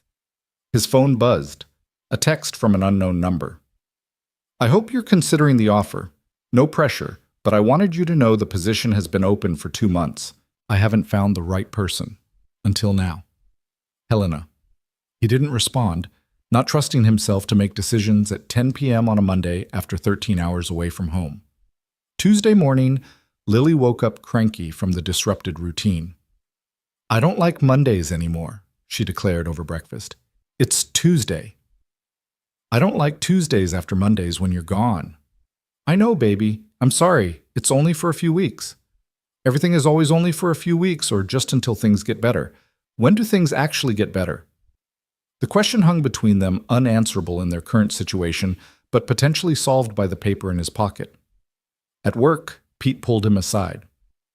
How was the class? Fine. Boring, but fine. Good. Listen, I shouldn't tell you this, but there's another round of cuts coming next week, deeper than the first. How deep? 30%. Ethan felt sick. That's 12 people. At least. Maybe more if they decide to consolidate shifts. I don't know. I've fought for you, pointed out your reliability, your willingness to cross-train, but if they cut deep enough, seniority might be all that matters. The conversation made the decision for him. He couldn't risk unemployment, couldn't put Lily through that uncertainty. At lunch, he called Helena's office. Blackwood Industries, how may I direct your call to? Helena Blackwood, please. This is Ethan Walker. One moment, Mr. Walker. The fact that the receptionist knew his name was unsettling. Helena came on the line immediately. Ethan, I'm so glad you called. I'll take the job. There was silence then. Are you sure you sound... They're laying off 30% of the warehouse next week. I can't risk being unemployed, so yes, I'll take it. I want you to take it because it's right for you, not because you're desperate. Can it be both? She laughed softly. I suppose it can. When can you start? 2 weeks' notice is standard. That's fine. Can you come by tomorrow to fill out paperwork? Meet the team. I work until 5:30. Come after. Bring Lily if you need to. I'll have dinner brought in. That's not necessary. Ethan, you're about to become part of my management team. Get used to occasional perks. After hanging up, he sat in the break room staring at his peanut butter sandwich, trying to process that he'd just accepted a job making more than he'd ever dreamed possible. You okay? Joe asked, sitting beside him. I took another job. Joe's eyebrows rose. The night shift. No, something else. Better. He explained quietly, not wanting others to overhear. Joe listened, then clasped his shoulder. Good for you. And don't feel guilty about leaving. We all would if we could. It feels like abandoning a sinking ship. It feels like putting on your own oxygen mask first, like they tell you on planes. You can't help anyone if you're drowning too. That afternoon, Ethan gave Pete his notice. The supervisor looked resigned rather than surprised. Can't say I blame you. Where are you going? Blackwood Industries, Facilities Management. Pete whistled low. Moving up in the world. Good for you, Walker. Pete, Don't apologize. You got a kid to think about. We all do what we have to do. The news spread quickly. Some colleagues congratulated him, others gave him cold shoulders, viewing his departure as betrayal. Tommy was the worst. Must be nice having options. Rest of us are stuck here waiting to get axed. It's not like that. Sure it is. You got lucky, found something better, and you're leaving us behind. Just don't forget where you came from when you're sitting in your fancy office. The words stung because they held truth. He was leaving them behind. He was choosing his family's security over solidarity with his coworkers. It felt selfish even as he knew it was necessary. That evening he told Lily about the job over dinner. So you won't work at the warehouse anymore? Right. I'll work at Ms. Blackwood's company. The lady from lunch. Yes. Will you be home for dinner every night? Will we have more money? He hesitated, not wanting to make promises until the reality set in. We'll have enough. Enough for new shoes, yes. Enough for the field trip to the science museum, yes. Enough to not worry all the time. The question gutted him. Yeah, baby, enough for that. She got up and hugged him tight. I'm proud of you, Daddy. You're brave to try something new. Wednesday after work, Ethan and Lily took 2 buses to reach Blackwood Industries' main campus. The building was all glass and steel, rising into the evening sky like something from a movie. Lily's eyes went wide. Daddy, it's huge. Yeah, it is. And you're going to work here. Apparently. The lobby was marble and modern art security guards who smiled professionally elevators that didn't shake or smell like despair. Everything about it screamed money and success, and a world Ethan had never belonged to. Helena met them personally, dressed more casually than at lunch, but still looking like she'd stepped from a magazine. Welcome, Lily. You look lovely. Purple really is your color. Thank you. Your building is very shiny. Too shiny sometimes. Come, let me show you around. The tour was overwhelming. 3 buildings connected by skyways, a cafeteria that looked like a restaurant, a gym for employees' conference rooms with views of the city, and the facilities department, a suite of offices with actual windows. This would be yours, Helena said, showing them a modest but clean office. It's not huge, but it's an office, Ethan interrupted. With a door and windows. Is that unusual? He thought of the warehouse break room with its flickering lights and broken coffee maker. Very unusual. Daddy, look. Lily had found a nameplate on the desk, Ethan Walker, Facilities Manager. We had it made today, Helena said. Hope that's not presumptuous. Ethan touched the nameplate, his name in brass official and permanent looking. It felt like someone else's life. They met the facilities team, 12 people who seemed competent and friendly, not openly resentful of the new boss being helicoptered in. The operations director, James Kim, was particularly welcoming. Helena's told us about you. We're looking forward to fresh perspective. I'll do my best. That's all anyone can do. Dinner was Chinese takeout in a conference room overlooking the city lights. Lily charmed everyone with her chatter about school and her ambitious plans to become a doctor-scientist-artist. That's quite a combination, James said. Daddy says I can be anything I work hard enough to become. Your daddy's right. As they prepared to leave, Helena walked them to the lobby. Thank you for coming, and Ethan, don't doubt yourself. You belong here. It doesn't feel like it yet. It will. Give it time. On the bus ride home, Lily fell asleep against his shoulder, exhausted from the excitement. Ethan stared out the window at the city passing by, thinking about how in 2 weeks everything would change. The warehouse that had been his stability through Claire's death would be behind him. The men he'd worked beside would continue their struggles without him, and he and Lily would enter a world of offices with windows and salaries that meant choices instead of sacrifices. "I hope I'm doing the right thing," he whispered to the reflection in the window. Thursday brought mixed reactions at the warehouse. Some colleagues had warmed to his departure, understanding the opportunity. Others remained cold. The divide made the workday uncomfortable conversation stopping when he approached lunch eaten alone, even by warehouse standards. Joe remained supportive, joining him during break. "They're jealous," the older man said simply. "They have a right to be." "No, they have a right to be angry at the system, not at you for finding a way out." "Feels like the same thing from where I'm sitting." "It's not. You didn't create the inequality, you're just trying to survive it like everyone else." That evening, instead of forklift training, Ethan had his second class. The practical portion actually operating the machinery under supervision. His hands were steady despite his exhaustion muscle memory from years of physical labor serving him well. "Good instincts," Dale said. "You've operated equipment before." "Different kind, but yeah." "Shows. You'll pass the certification easy." The praise felt hollow, knowing he'd never use the certification, but he'd complete the course anyway. Partially to not waste the company's investment, partially to have a backup if Blackwood Industries didn't work out. Home by 9:30, he found Lily reading to Mrs. Rodriguez, their elderly neighbor, listening with genuine interest to a story about a brave mouse. "She reads beautifully," Mrs. Rodriguez said, "like her mother." "Mommy used to read to me every night," Lily said. "Now, Daddy does, but sometimes he falls asleep in the middle." "Guilty," Ethan admitted. After Mrs. Rodriguez left, Ethan sat on Lily's bed for their nightly reading, but she had questions instead of story requests.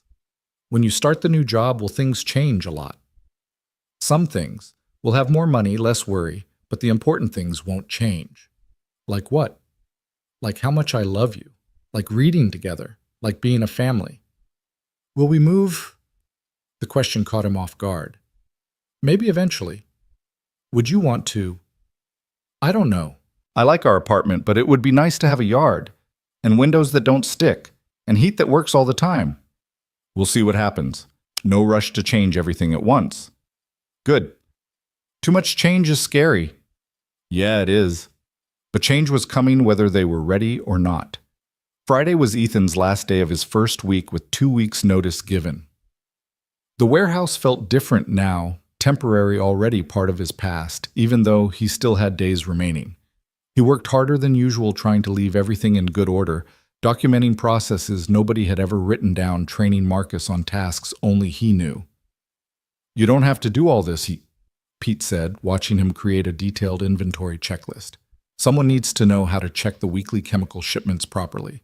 The forms are tricky. Most guys leaving wouldn't care." "I'm not most guys." "No, you're not. Blackwood Industries is lucky to get you." The comment should have felt good, but guilt still gnawed at him. Survivor's guilt, maybe. Or class traitor guilt. Or just the discomfort of moving between worlds. At lunch, an announcement came over the intercom. "All staff to the break room for mandatory meeting." Everyone filed in with the grim expressions of people expecting bad news. The plant manager, Mr. Davidson, stood at the front, a man who usually only appeared for terminations or major announcements. "I'll be direct," he said. "The efficiency review is complete. We'll be reducing staff by 35% effective next Friday." The room erupted. 35% was worse than rumored. 14 people from day shift alone. "Names will be posted Monday. Those affected will receive 2 weeks severance and assistance filing for unemployment." 2 weeks, someone shouted. "After 5 years here, I get 2 weeks." "I understand your frustration." "No, you don't. You're not wondering how to feed your kids on unemployment that takes 6 weeks to kick in." Davidson continued with corporate speak about difficult decisions and economic realities, but nobody was listening. Men were doing mental math calculating survival. Ethan felt sick knowing he was escaping just in time. After the meeting, the warehouse was tomb quiet. Everyone worked mechanically, lost in private fears. Tommy wasn't even pretending to work, just sitting on a crate staring at nothing. "You okay?" Ethan asked. "I'm gone. I know it. Low seniority, no special skills history of calling in sick when my kid needs me. I'm exactly who they cut." You don't know that. Don't I? You got out just in time, Walker. Rest of us are fucked. There was nothing comforting to say that wouldn't be a lie, so Ethan just clasped Tommy's shoulder and went back to work. That evening, he walked Lily home from after school, slowly, neither eager to return to their small apartment. You're quiet, Daddy. Long day at work? Did more people get fired? Not yet, but they will next week. Are you still leaving? I have to, baby, even more now. Because they might fire you, too. Because I need to take care of us. She thought about this. It's not fair that some people get fired and others don't. No, it's not fair. Can you help them when you have your new job? I don't know how I could. Mommy always said when we have more, we share more. The simple wisdom stung. Claire would have found a way to help, would have organized something done, something beyond escaping alone. That weekend, Ethan took Lily to the library story time with the visiting author, the event he'd promised, despite originally having overtime scheduled. The author was a young woman who wrote books about brave girls solving mysteries. Lily sat transfixed in the front row, hand shooting up with every question opportunity. Where do you get your ideas? From curious girls like you who ask good questions. Is it hard to write books? Sometimes, but the best things usually are hard. My daddy's starting a hard new job, but he's brave. Ethan felt his cheeks warm as parents turned to look at him. The author smiled. Brave daddies raise brave daughters. After the event, Lily insisted on checking out all of the author's books, carrying them like treasure. I want to write books someday, she announced. You can do anything you set your mind to. Even if it's hard. Especially if it's hard. Hard things are usually worth doing. Sunday night, Ethan couldn't sleep. Tomorrow the names would be posted. 14 people would learn their jobs were ending.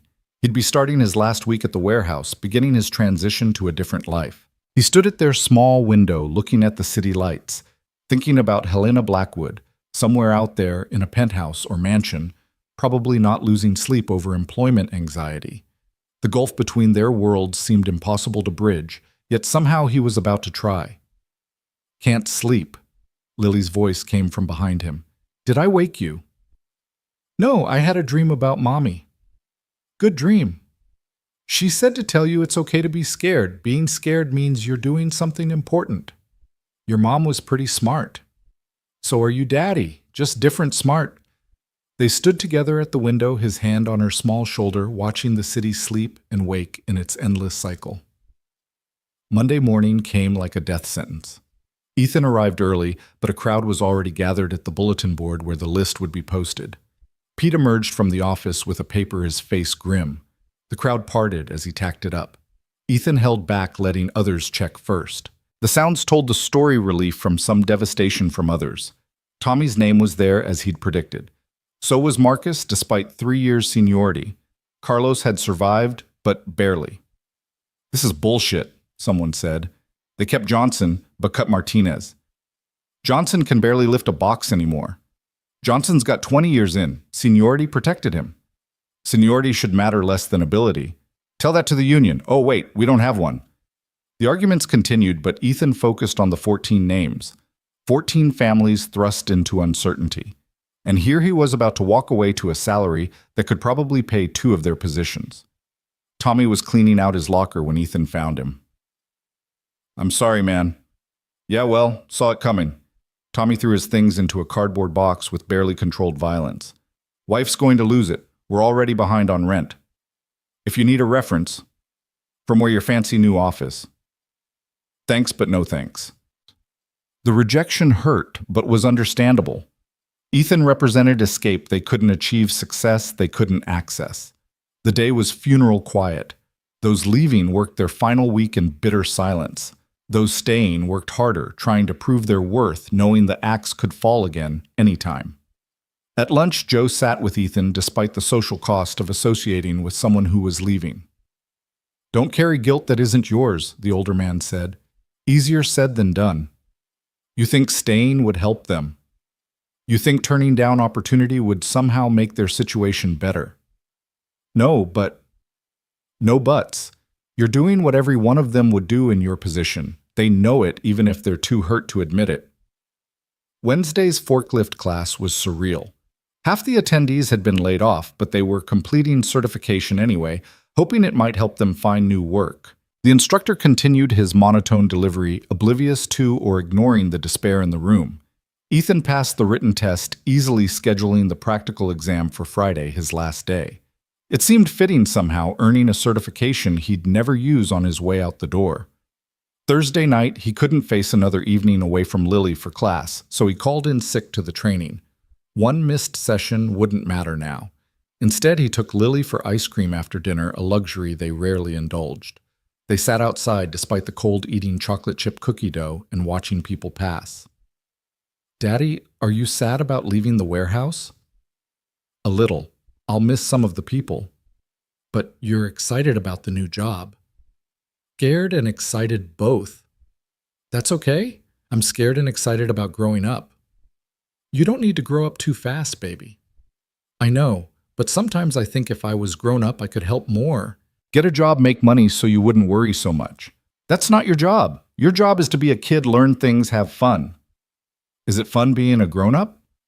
Ethan thought about it. Sometimes. When I watch you laugh, or when we read together, or when I see you learning something new, those moments are fun. What about the rest? The rest is just life. Some good, some bad, mostly in between. I think your new job will have more good parts. I hope so. I know so. Friday. Last day. Ethan arrived to find a small gift on his workstation, a card signed by the workers who didn't hate him for leaving, and a cheap watch from the dollar store with a note. "So you won't forget the time you spent here." It was touching and heartbreaking simultaneously. These men who had so little had still pooled resources for a goodbye gift. The practical forklift exam was administered by an outside inspector who didn't know or care about the warehouse drama. Ethan operated the machine perfectly, muscle memory and spatial awareness combining for a flawless performance. "Congratulations," the inspector said, handing him the certificate. "You're officially certified." Ethan stared at the paper official acknowledgement of a skill he'd never use, earned on his last day at a job that had kept them afloat through the worst period of his life. Pete found him at day's end. "This is it then." "Yeah. You've been a good worker walker. Reliable, honest, never complained. The new place is lucky to have you." "Thanks for everything, Pete. For the opportunity, the recommendation for certification, for understanding about Claire. Take care of that little girl, and yourself." They shook hands, and Ethan walked out of Morrison Warehouse for the last time. No fanfare, no goodbye party. Just another body replaced in the machine of commerce. At the community center, Lily was waiting with a handmade card. "Congratulations on your last day," with a drawing of the warehouse and a big red X through it. "Is this appropriate?" he asked, laughing. Mrs. Henderson helped. She said it's called "Good Riddance to Bad Rubbish." The warehouse wasn't rubbish. It was just work. Work that made you tired and sad. The new job will be better. Walking home, Ethan felt unmoored. For 18 months, the warehouse had been his routine, his stability. Now he had a weekend of emptiness before starting at Blackwood Industries Monday morning. "Can we celebrate?" Lily asked. "What did you have in mind? Pizza and a movie, and staying up past bedtime. That's a lot of celebration. You got a new job and I got 100 on my spelling test. That deserves lots of celebration." So they celebrated. Frozen pizza that Ethan let Lily top herself, resulting in a mountain of cheese, a Disney movie from the library, and bedtime pushed back a whole hour. It felt extravagant and perfect. "Daddy," Lily said as he finally tucked her in, "I'm proud of you." "For what?" "For being brave enough to try something new. Even though you're scared." "How do you know I'm scared?" "Because you've been cleaning everything twice and you only do that when you're nervous." He had been scrubbing the kitchen until it gleamed, organizing Lily's closet. Anything to keep his hands busy and mind quiet. "You're very observant." "I get it from Mommy. She always noticed things about people." "Yes, she did. She would be proud of you too." Saturday and Sunday passed in a blur of preparation and anxiety. Ethan tried on his 3 good shirts multiple times, finally accepting they all looked basically the same, worn but clean. He polished his 1 pair of dress shoes until they almost looked expensive. Lily watched these preparations with amusement. You're worse than me before school pictures. This is important. So are school pictures. They last forever. Sunday night, he stood in front of Claire's photo on the wall. I start the new job tomorrow, the one I told you about. I'm terrified I'll fail, that they'll realize I don't belong there. But I have to try. For Lily. For us. I hope you understand. The photo smiled back, frozen in eternal optimism. Monday morning arrived with unusual sunshine for October. Ethan took it as a good sign, though he didn't usually believe in signs. He dressed carefully, best shirt, pressed pants, the polished shoes. Lily insisted on fixing his hair, standing on a chair to reach her concentration absolute. Perfect, she declared. Do I look like someone who belongs in an office? You look like my daddy. That's all that matters. They walked to school together, Ethan's nerves making him talk more than usual. Remember, Mrs. Rodriguez will pick you up if I'm late. You won't be late. But if I am, Daddy, breathe, you're going to be great. At the school entrance, she hugged him extra tight. Go show them how amazing you are. I love you, baby. Love you too. Now go before you're late for your first day. The bus ride to Blackwood Industries felt like traveling to another country. The buildings got taller, cleaner, more glass than brick. People waiting at stops wore suits instead of work clothes. Even the bus itself seemed newer on this route. He arrived 15 minutes early, standing outside the gleaming entrance, watching well-dressed people stream in with coffee cups and confidence. His palms were sweating. Ethan? He turned to find Helena Blackwood herself dressed in a navy suit that probably cost more than his entire wardrobe. Good morning. I didn't expect to see you. First day tradition, I greet all new management hires personally. Shall we? They entered together. Helena's presence, parting crowds like Moses with the Red Sea. People nodded respectfully, some looking curiously at Ethan. Don't let the building intimidate you, Helena said quietly. It's just glass and steel. The people make it matter. The people all look like they graduated from colleges I couldn't afford to visit. Some did, but you'd be surprised how many worked their way up from entry level. Merit matters here more than pedigree. She walked him to HR for paperwork, tax forms, insurance selections, emergency contacts. The benefits package was overwhelming. Health insurance with no copay, dental and vision included, life insurance, retirement matching up to 6%, even a transportation stipend for commuting. This is generous, he said to the HR representative. Ms. Blackwood believes in taking care of employees. Happy workers are productive workers. Next came the office tour with James Kim, the operations director, who would be his direct supervisor. James was younger than expected, maybe 40, with an easy smile and firm handshake. Ready to see your domain. The facilities department occupied the entire third floor of Building 2. Ethan's office, his actual office, had a window overlooking the courtyard, a desk that wasn't scarred by decades of use, a computer that looked like it came from this decade. I know it's a lot, James said, but you'll have plenty of support. Your team is experienced and eager to help. The team gathered in the conference room for introductions. 12 people ranging from 20s to 60s maintenance workers to administrative staff. They seemed cautiously optimistic about their new boss. I'll be honest, Ethan said after introductions. This is new territory for me. I'm going to need your help learning systems and procedures, but I promise to listen, work hard, and support you however I can. Just don't micromanage and we'll get along fine, said Denise, a maintenance supervisor with 30 years' experience. I don't know enough to micromanage yet. That got laughs, breaking some tension. The morning was spent reviewing systems work order software vendor contracts, maintenance schedules, budget reports. Ethan's head spun with information, but he took detailed notes, asked questions, admitted ignorance when necessary. At lunch, James took him to the executive cafeteria, another world of white tablecloths and actual silverware. Overwhelmed, yet completely.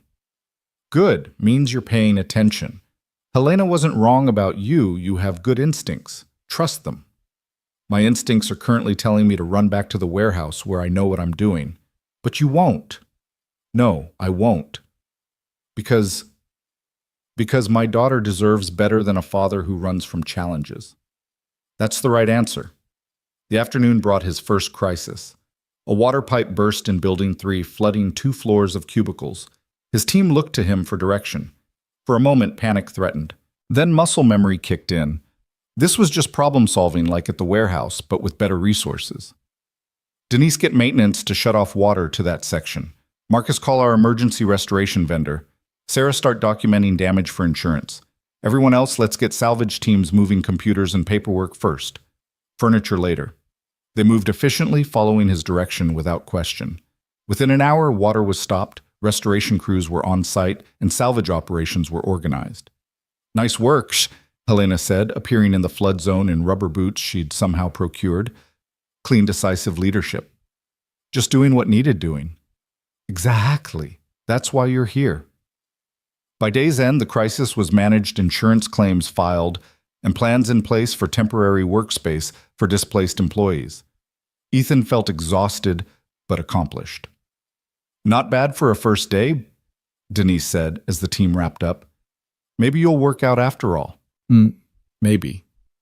The bus ride home felt different, like he was carrying a secret belonging to 2 worlds simultaneously. When he picked up Lily from after school, she immediately demanded details. Tell me everything. Was it amazing? Did you save the day? Are people nice? He told her about the flood, making it sound more adventurous than chaotic. Her eyes went wide with delight.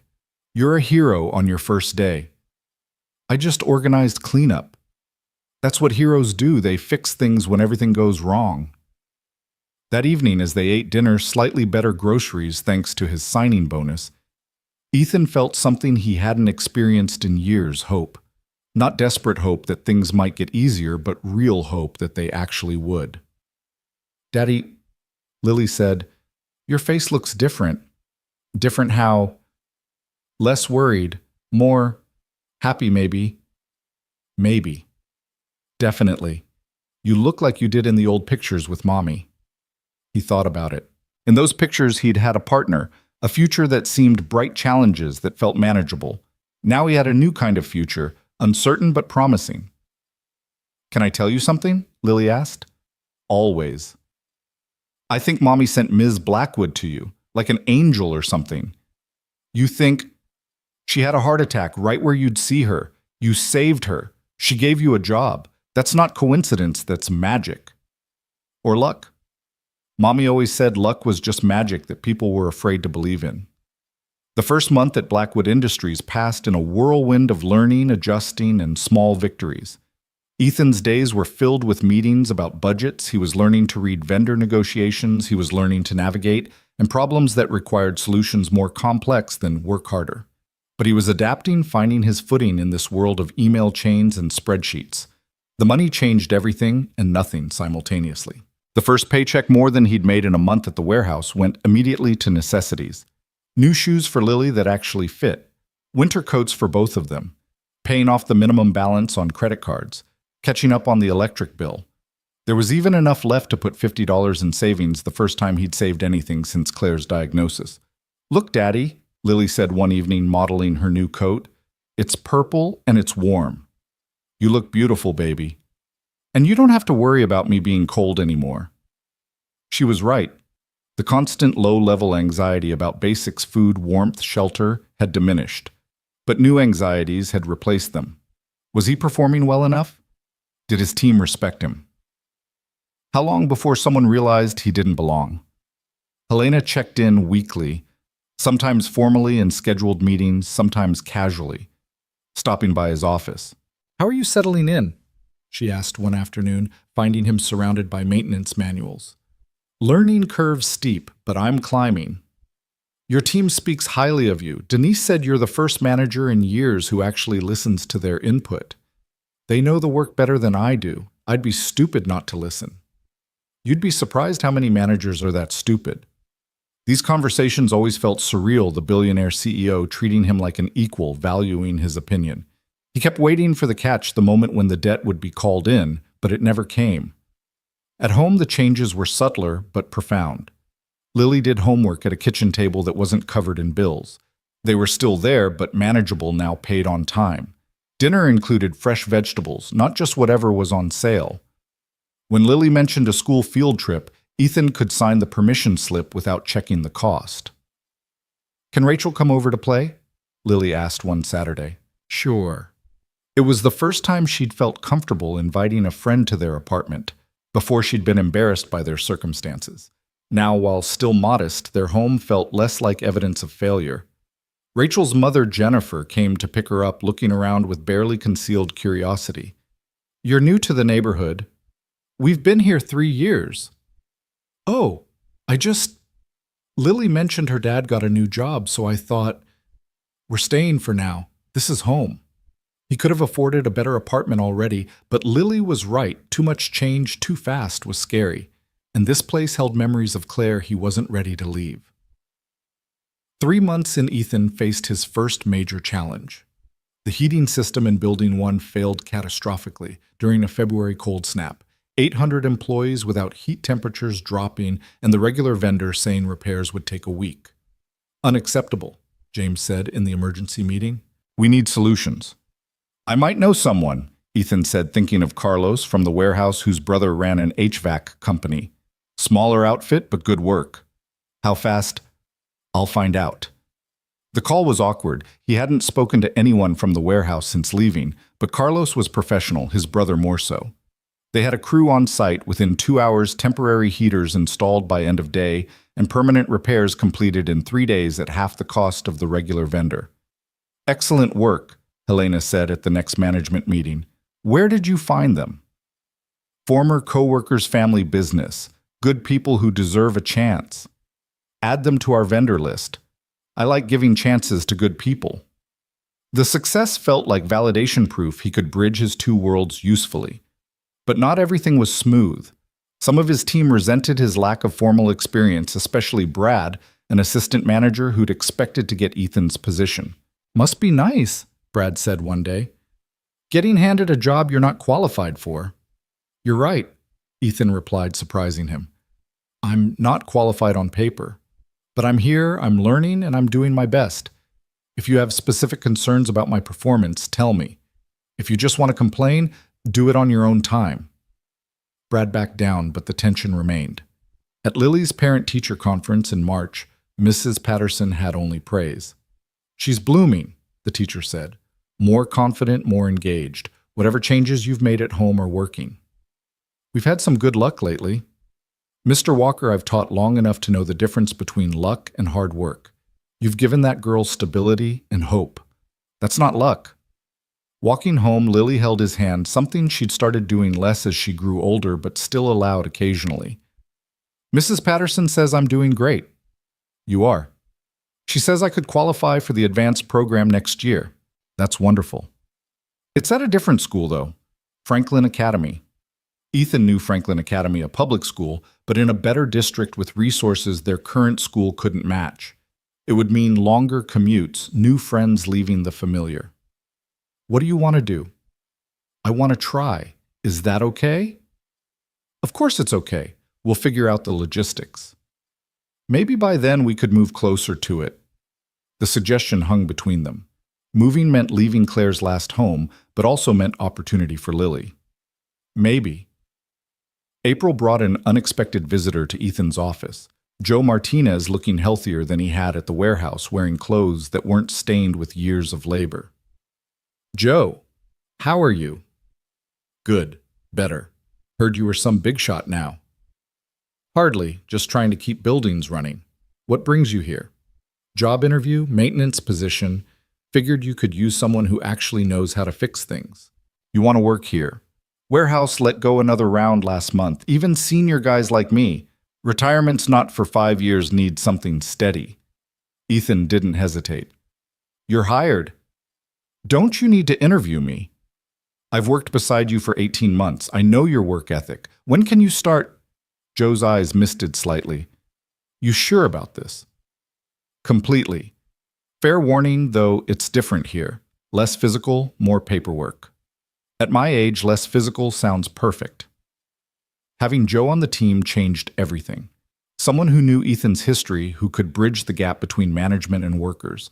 Someone who reminded him where he came from when the corporate world threatened to change him. "You're doing good here," Joe said after his first week. The guys respect you. You haven't forgotten how to see people as people. It's harder than I thought it would be. What is not changing, not becoming like them? Like who? The executives who see workers as numbers, who make decisions in boardrooms that destroy lives without thinking about it. You won't become that. How do you know? Because you're having this conversation. The ones who change don't worry about changing, they just do it. May arrived with news that shocked everyone. Helena was stepping back from day-to-day operations, appointing Richard Chen as acting CEO while she dealt with health issues. She called Ethan to her office personally to explain. I need another surgery, more complex than the first. Recovery will be longer. I'm sorry. Don't be. You gave me extra years I wouldn't have had. I'm using them to fix things properly this time. Is there anything I can do? Keep doing what you're doing. Take care of your people. Show others that leadership isn't about authority, it's about service. That sounds like a goodbye speech. It's not. It's a see you in 6 months speech. Richard will run things fine, but he lacks humanity sometimes. Don't let him forget the people behind the numbers. The surgery was scheduled for June. Ethan found himself checking his phone constantly that day, waiting for news. When the text came from Helena's assistant that surgery was successful, he actually cried in his office, surprising himself with the depth of his concern. You okay, boss? Denise asked, catching him wiping his eyes. Yeah, just good news about a friend. She studied him knowingly. Ms. Blackwood means a lot to all of us, but I think she means something extra to you. She changed my life. From what I hear, you changed hers first. That evening, Lily made a get-well card for Helena, drawing hearts with bandages and a stick figure labeled Ms. B, surrounded by other figures labeled People Who Care About You. Can we visit her? When she's feeling better. I want to thank her. For what? For making you happy again. You smile more now. Real smiles, not the fake ones you used to do. I didn't know you could tell the difference. I can always tell Daddy. Summer came with decisions.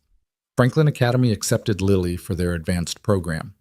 The commute from their current apartment would be 90 minutes each way by bus. Moving became necessary rather than optional. They spent weekends looking at apartments closer to the school, each one a trade-off.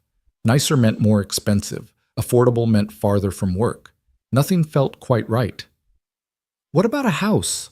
Lily suggested after another disappointing apartment viewing. Houses are expensive, baby. But you have a good job now, and we could have a yard, maybe get a dog.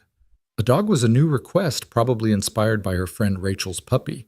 But the idea of a house of real stability of ownership rather than renting it was tempting and terrifying. Let me look into it. The first mortgage application was rejected insufficient credit history. The second required a larger down payment than he had, but the third, through a program Helena's assistant mentioned for first-time buyers, was approved.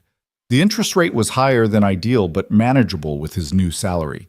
The house they found was small, 2 bedrooms, 1 bathroom built in the 1950s. It needed work, new paint, updated kitchen yard maintenance. But it had potential, and it was theirs. Can we afford this? Lily asked, surprisingly practical for 9 years old. We can. It'll be tight at first, but we can. What would Mommy think? Ethan looked at the house, modest, imperfect, but theirs. She'd say it's perfect for new beginnings. They moved in July with help from Joe and surprisingly several team members from work. Denise brought sandwiches, Marcus from maintenance fixed a leaky faucet without being asked. Even Brad showed up with a housewarming plant. Nice place, Brad said, looking around. Good neighborhood for kids. Thanks for coming. Look, I owe you an apology. I was an ass when you started. You were protecting your territory. I understand. No, I was jealous. But watching you work how you treat people, I get why Helena chose you now. The reconciliation felt like closing a circle, completing his transition from outsider to accepted leader. That night in their new house, with boxes still everywhere, Ethan and Lily ate pizza on the living room floor. It feels different, Lily said. Good, different, or bad, different? Both. Good because it's ours. Sad because Mommy never saw it. She sees it. Wherever she is, she sees us. Do you really believe that? I choose to believe it. Then I choose to believe it too. Helena returned to work in August thinner, but with more energy than before. She stopped by Ethan's office her first day back. I heard you bought a house. Small one, but yes. And Lily's starting at Franklin Academy. Next month. You've built quite a life in the past year. Thanks to you. No, thanks to you. I just opened a door. You walked through it and did the work. Why did you really hire me, the truth? Helena sat in his visitor chair looking out his window at the courtyard below where employees ate lunch in the sunshine. Because when I was dying, you saw a person, not an opportunity. Do you know how rare that is? Most people would have calculated advantage, waited for cameras, made sure they got credit. You just helped and left. Anyone would have. No, they wouldn't. I know because people walked past. And in that moment, I realized I'd become someone people walk past. Too important, too removed, too inhuman. You reminded me that we're all just people who need help sometimes. You've helped me more than I helped you. Have I? You saved my life, Ethan. Everything else is just gratitude manifesting as opportunity. September meant new beginnings. Lily started at Franklin Academy nervous but excited. The uniform cost more than Ethan used to spend on clothes in a year, but seeing her walk through those doors with confidence made every penny worthwhile. His own work had evolved from crisis management to strategic planning. He was proposing efficiency improvements, cost-saving measures that didn't sacrifice jobs, programs to hire from communities typically overlooked like former warehouse workers. You're trying to change corporate culture, James observed during a review. Is that bad? No, it's necessary. Keep pushing. The program to hire and train workers from blue-collar backgrounds became Ethan's passion project. He remembered the capable people at the warehouse, limited only by opportunity. Within 6 months, he'd brought in 5 former colleagues, all thriving in their new roles. Tommy, who'd been laid off that brutal Monday, now worked in shipping and receiving. His gratitude was profound. "You didn't forget us," he said simply. "We don't forget where we come from." October marked 1 year since Helena's first heart attack, since that night on the sidewalk that changed everything. She invited Ethan and Lily to dinner at her penthouse to mark the occasion. The penthouse was everything Ethan had imagined, floor-to-ceiling windows art that belonged in museums, furniture that cost more than houses. But Helena seemed small in it alone despite the luxury. "It's beautiful," Lily said politely, but Ethan heard the unspoken, but cold. "It's excessive," Helena admitted. "I've been thinking of downsizing." "To what?" Lily asked. "Something with neighbors, maybe a yard. Somewhere you could visit without taking an elevator to the sky." "That sounds nice." They ate dinner prepared by Helena's chef, but the conversation was what nourished them. Helena asked about Lily's school, her dreams, her memories of Claire. She shared her own stories of loss of building walls, through success of learning too late that connection mattered more than achievement. "Can I ask you something?" Lily said as dessert was served. "Anything. Are you lonely?" The directness was pure Lily, but Ethan started to redirect. Helena stopped him. "Yes," she said simply. "Very lonely sometimes." "You could have dinner with us. Daddy makes good spaghetti." "I'd like that." And so began a new tradition. Sunday dinners at the Walker house. Helena bringing dessert from expensive bakeries, eventually learning to make salad, then attempting garlic bread. The billionaire CEO becoming Aunt Helena to Lily, becoming family in ways that had nothing to do with money or obligation. November brought Ethan's first annual review. The assessment was glowing, exceeded expectations in every category, salary increase of 15% bonus that would cover Lily's summer camp and still leave savings. "You've transformed the facilities department," James said. "Morale is up, efficiency improved, costs down without sacrificing quality. How? I treat people like they matter. It's not complicated." It shouldn't be, but somehow it is for most managers. That evening, Ethan stood in his small backyard, their backyard, watching Lily rake leaves into piles just to jump in them. The house needed painting, the fence needed repair, but it was theirs. His phone rang. Joe. "You see the news about Morrison Warehouse?" "No, what happened?" "Shutting down, completely. All operations moving to automated facility in Mexico." Ethan felt sick. Everyone? Everyone? Pete Carlos, the whole crew, 30 days' notice. After ending the call, Ethan sat on the porch steps, head in his hands. He'd escaped just in time, but survivor's guilt crashed over him in waves. Daddy, Lily appeared beside him. What's wrong? The warehouse where I used to work is closing. All my old friends are losing their jobs. Can you help them? I don't know how. You helped Joe and Tommy. Maybe you can help others. The simple faith in his ability to fix things was touching, but felt misplaced. He was one man with limited influence. But maybe. That night he drafted a proposal. Blackwood Industries was expanding, always needing reliable workers. Why not create a transition program specifically for displaced workers? Training, job placement support during the adjustment. He refined it over the weekend, adding budget projections, success metrics from his smaller hiring initiative, testimonials from Joe and Tommy. Monday morning, he presented it to James. This is ambitious. These are good people who just need chances. Helena will want to see this, presented at the Wednesday leadership meeting. Wednesday's presentation was terrifying. The C-suite executives, board members, Helena at the head of the table. Ethan, in his best shirt, trying not to let his hands shake. He told them about the warehouse, about capable people discarded like broken equipment, about the talent wasted because no one looked beyond blue collars to see potential, about Joe's reliability, Tommy's transformation, the 5 others successfully integrated. The program would cost approximately $200,000 annually, he concluded, but the return in loyalty and work ethic and diversity of thought would be invaluable. The room was quiet. Then Helena spoke. I was given a second chance by someone who saw my humanity when I was just a body on a sidewalk. This company succeeded because we took chances on people, not just proven quantities. I motioned to approve the program. The vote was unanimous. The Blackwood Industries Worker Transition Program launched in January, just as Morrison Warehouse closed. 30 former employees applied. 20 were hired into various positions. Pete became a logistics coordinator. Carlos joined maintenance. Others found places in shipping receiving administration. The program became a model, other companies requesting information media coverage following. But for Ethan, it was personal. These were his people, and he'd found a way to not leave them behind. You did it, Joe said one day watching Carlos train a new employee. You didn't forget. We don't forget. We lift each other up. February brought unexpected news. Helena was retiring officially this time. Richard would become permanent CEO. But first she had announcements. At the all-hands meeting, she stood at the podium one last time. Blackwood Industries has always been about more than profit. It's about people. The security guard who knows everyone's name, the janitor who takes pride in clean floors, the facilities manager who sees potential where others see problems. She looked directly at Ethan.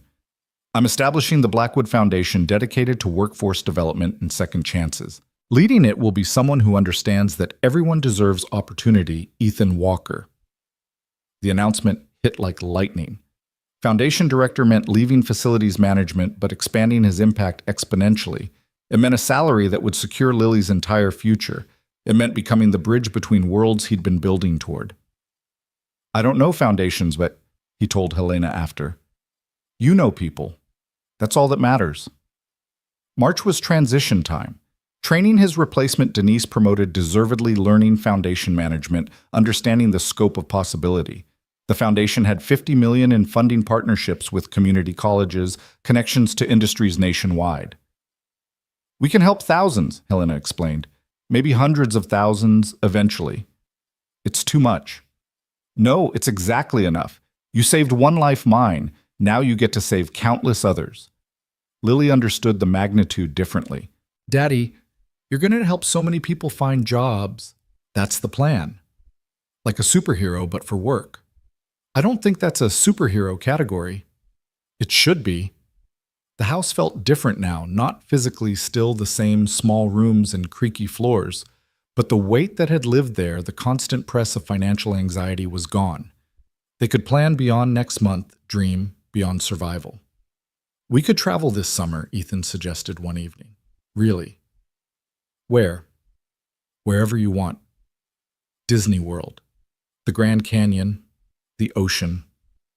Can we visit Mommy's grave first? I want to tell her about everything. Of course. They went on a Sunday, flowers in hand. The cemetery was peaceful. Claire's stones simple but well-maintained now that Ethan could afford proper care. Hi, Mommy, Lily said, arranging the flowers carefully. Daddy's a director now. He helps people get jobs. We have a house with a yard. I go to a good school. We're okay. Better than okay. But we miss you.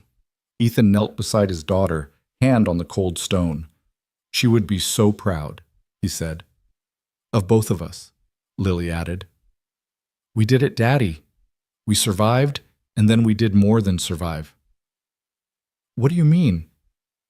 We helped others survive too. That's what Mommy would have wanted most. Standing in that cemetery, Ethan thought about the journey from that rainy night when he'd saved Helena to this moment.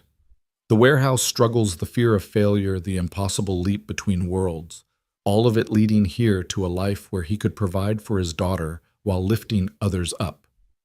Thank you, he whispered to Claire's memory, for Lily, for teaching me to help, for somehow guiding that woman to that sidewalk at that moment.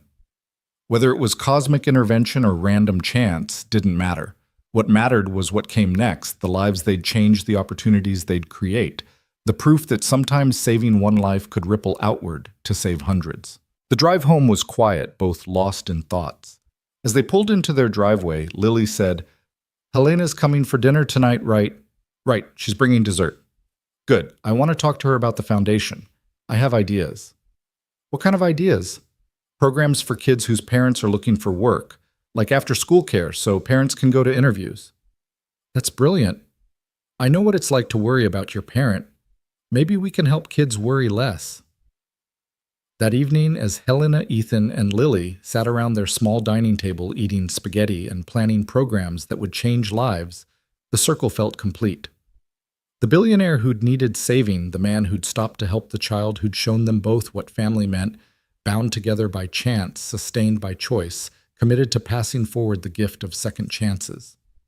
To unexpected families, Helena toasted with her water glass. To second chances, Ethan added. To helping people, Lily concluded. They clinked glasses in the small kitchen of the modest house, three people who'd found each other in the darkness and chosen to walk toward light together. Outside, spring rain began to fall, not unlike that night 2 years ago when everything changed. But inside they were warm, safe, and home, not just in the house, but in the family they'd built from kindness, courage, and the radical belief that everyone deserved to be seen saved and given the chance to soar. The Blackwood Foundation's first year helped 300 displaced workers find new careers. By year 5, it was 3,000. By year 10, when Lily graduated from Franklin Academy as valedictorian, it had become a national model, helping 50,000 Americans transition from dying industries to living wages. At Lily's graduation, she spoke about second chances, about fathers who stop to help strangers, about strangers who become family. In the audience, Ethan sat between Helena, frailer now but still fierce, and Joe, retired but consulting for the foundation. Tommy was there with his family, Pete with his Carlos and Denise, and Brad, and dozens of others whose lives had intersected and improved because one night a desperate man chose to help. My father taught me, Lily said from the podium, that we rise by lifting others, that kindness isn't weakness but strength, that every person deserves the chance to become who they're meant to be. She looked directly at Ethan. He saved one life on a sidewalk. That life saved ours, and together we're saving thousands more. That's how the world changes, one act of kindness creating ripples that become waves. Later, as they celebrated at the house that had grown through additions but kept its humble heart, Helena pulled Ethan aside. You know what I realized? What? I spent my whole life building a business empire. But this, what we've built together, this is my legacy. Not the company, but the lives changed because you stopped to help. You changed my life too. We changed each other's. That's what family does. As the evening wound down, Ethan stood in his backyard, watching his extended chosen family laugh and eat and celebrate. The scared single father from the warehouse was still there inside him, but wrapped now in layers of growth, success, and purpose. Lily appeared beside him, 18 and brilliant, headed to college on a full scholarship to study public policy. "You okay, Dad?" Just thinking about how different this all could have been. But it isn't different, it's exactly this. And this is perfect. She was right. Every struggle, every fear, every moment of desperation had led here. The warehouse had made him strong. Losing Claire had taught him to cherish. Saving Helena had opened doors. But walking through them, that had been choice courage and the conviction that everyone deserved their chance at more. "Come on," Lily said, taking his hand like she had as a child. "Aunt Helena wants to discuss the new program for single parents. She says you'd have insights." He laughed, letting his daughter lead him back to the gathering. "I might have a few thoughts." As they rejoined the celebration, Ethan caught a glimpse of Claire's photo on the mantel, surrounded now by pictures of their expanded family. Her smile seemed to say what she'd always believed, that love multiplied when shared, that helping others helped yourself, that the worst moments could become the foundation for the best ones. The rain that had started falling didn't dampen the party. If anything, it reminded them all of where they'd started, desperate people on dark sidewalks, choosing to help, choosing to hope, choosing to build something beautiful from broken pieces. The story that began with a heart stopping on pavement had become something else entirely, a heart expanding to include everyone it touched, beating stronger with each life lifted, proving that sometimes the greatest fortune isn't what you're given, but what you give away.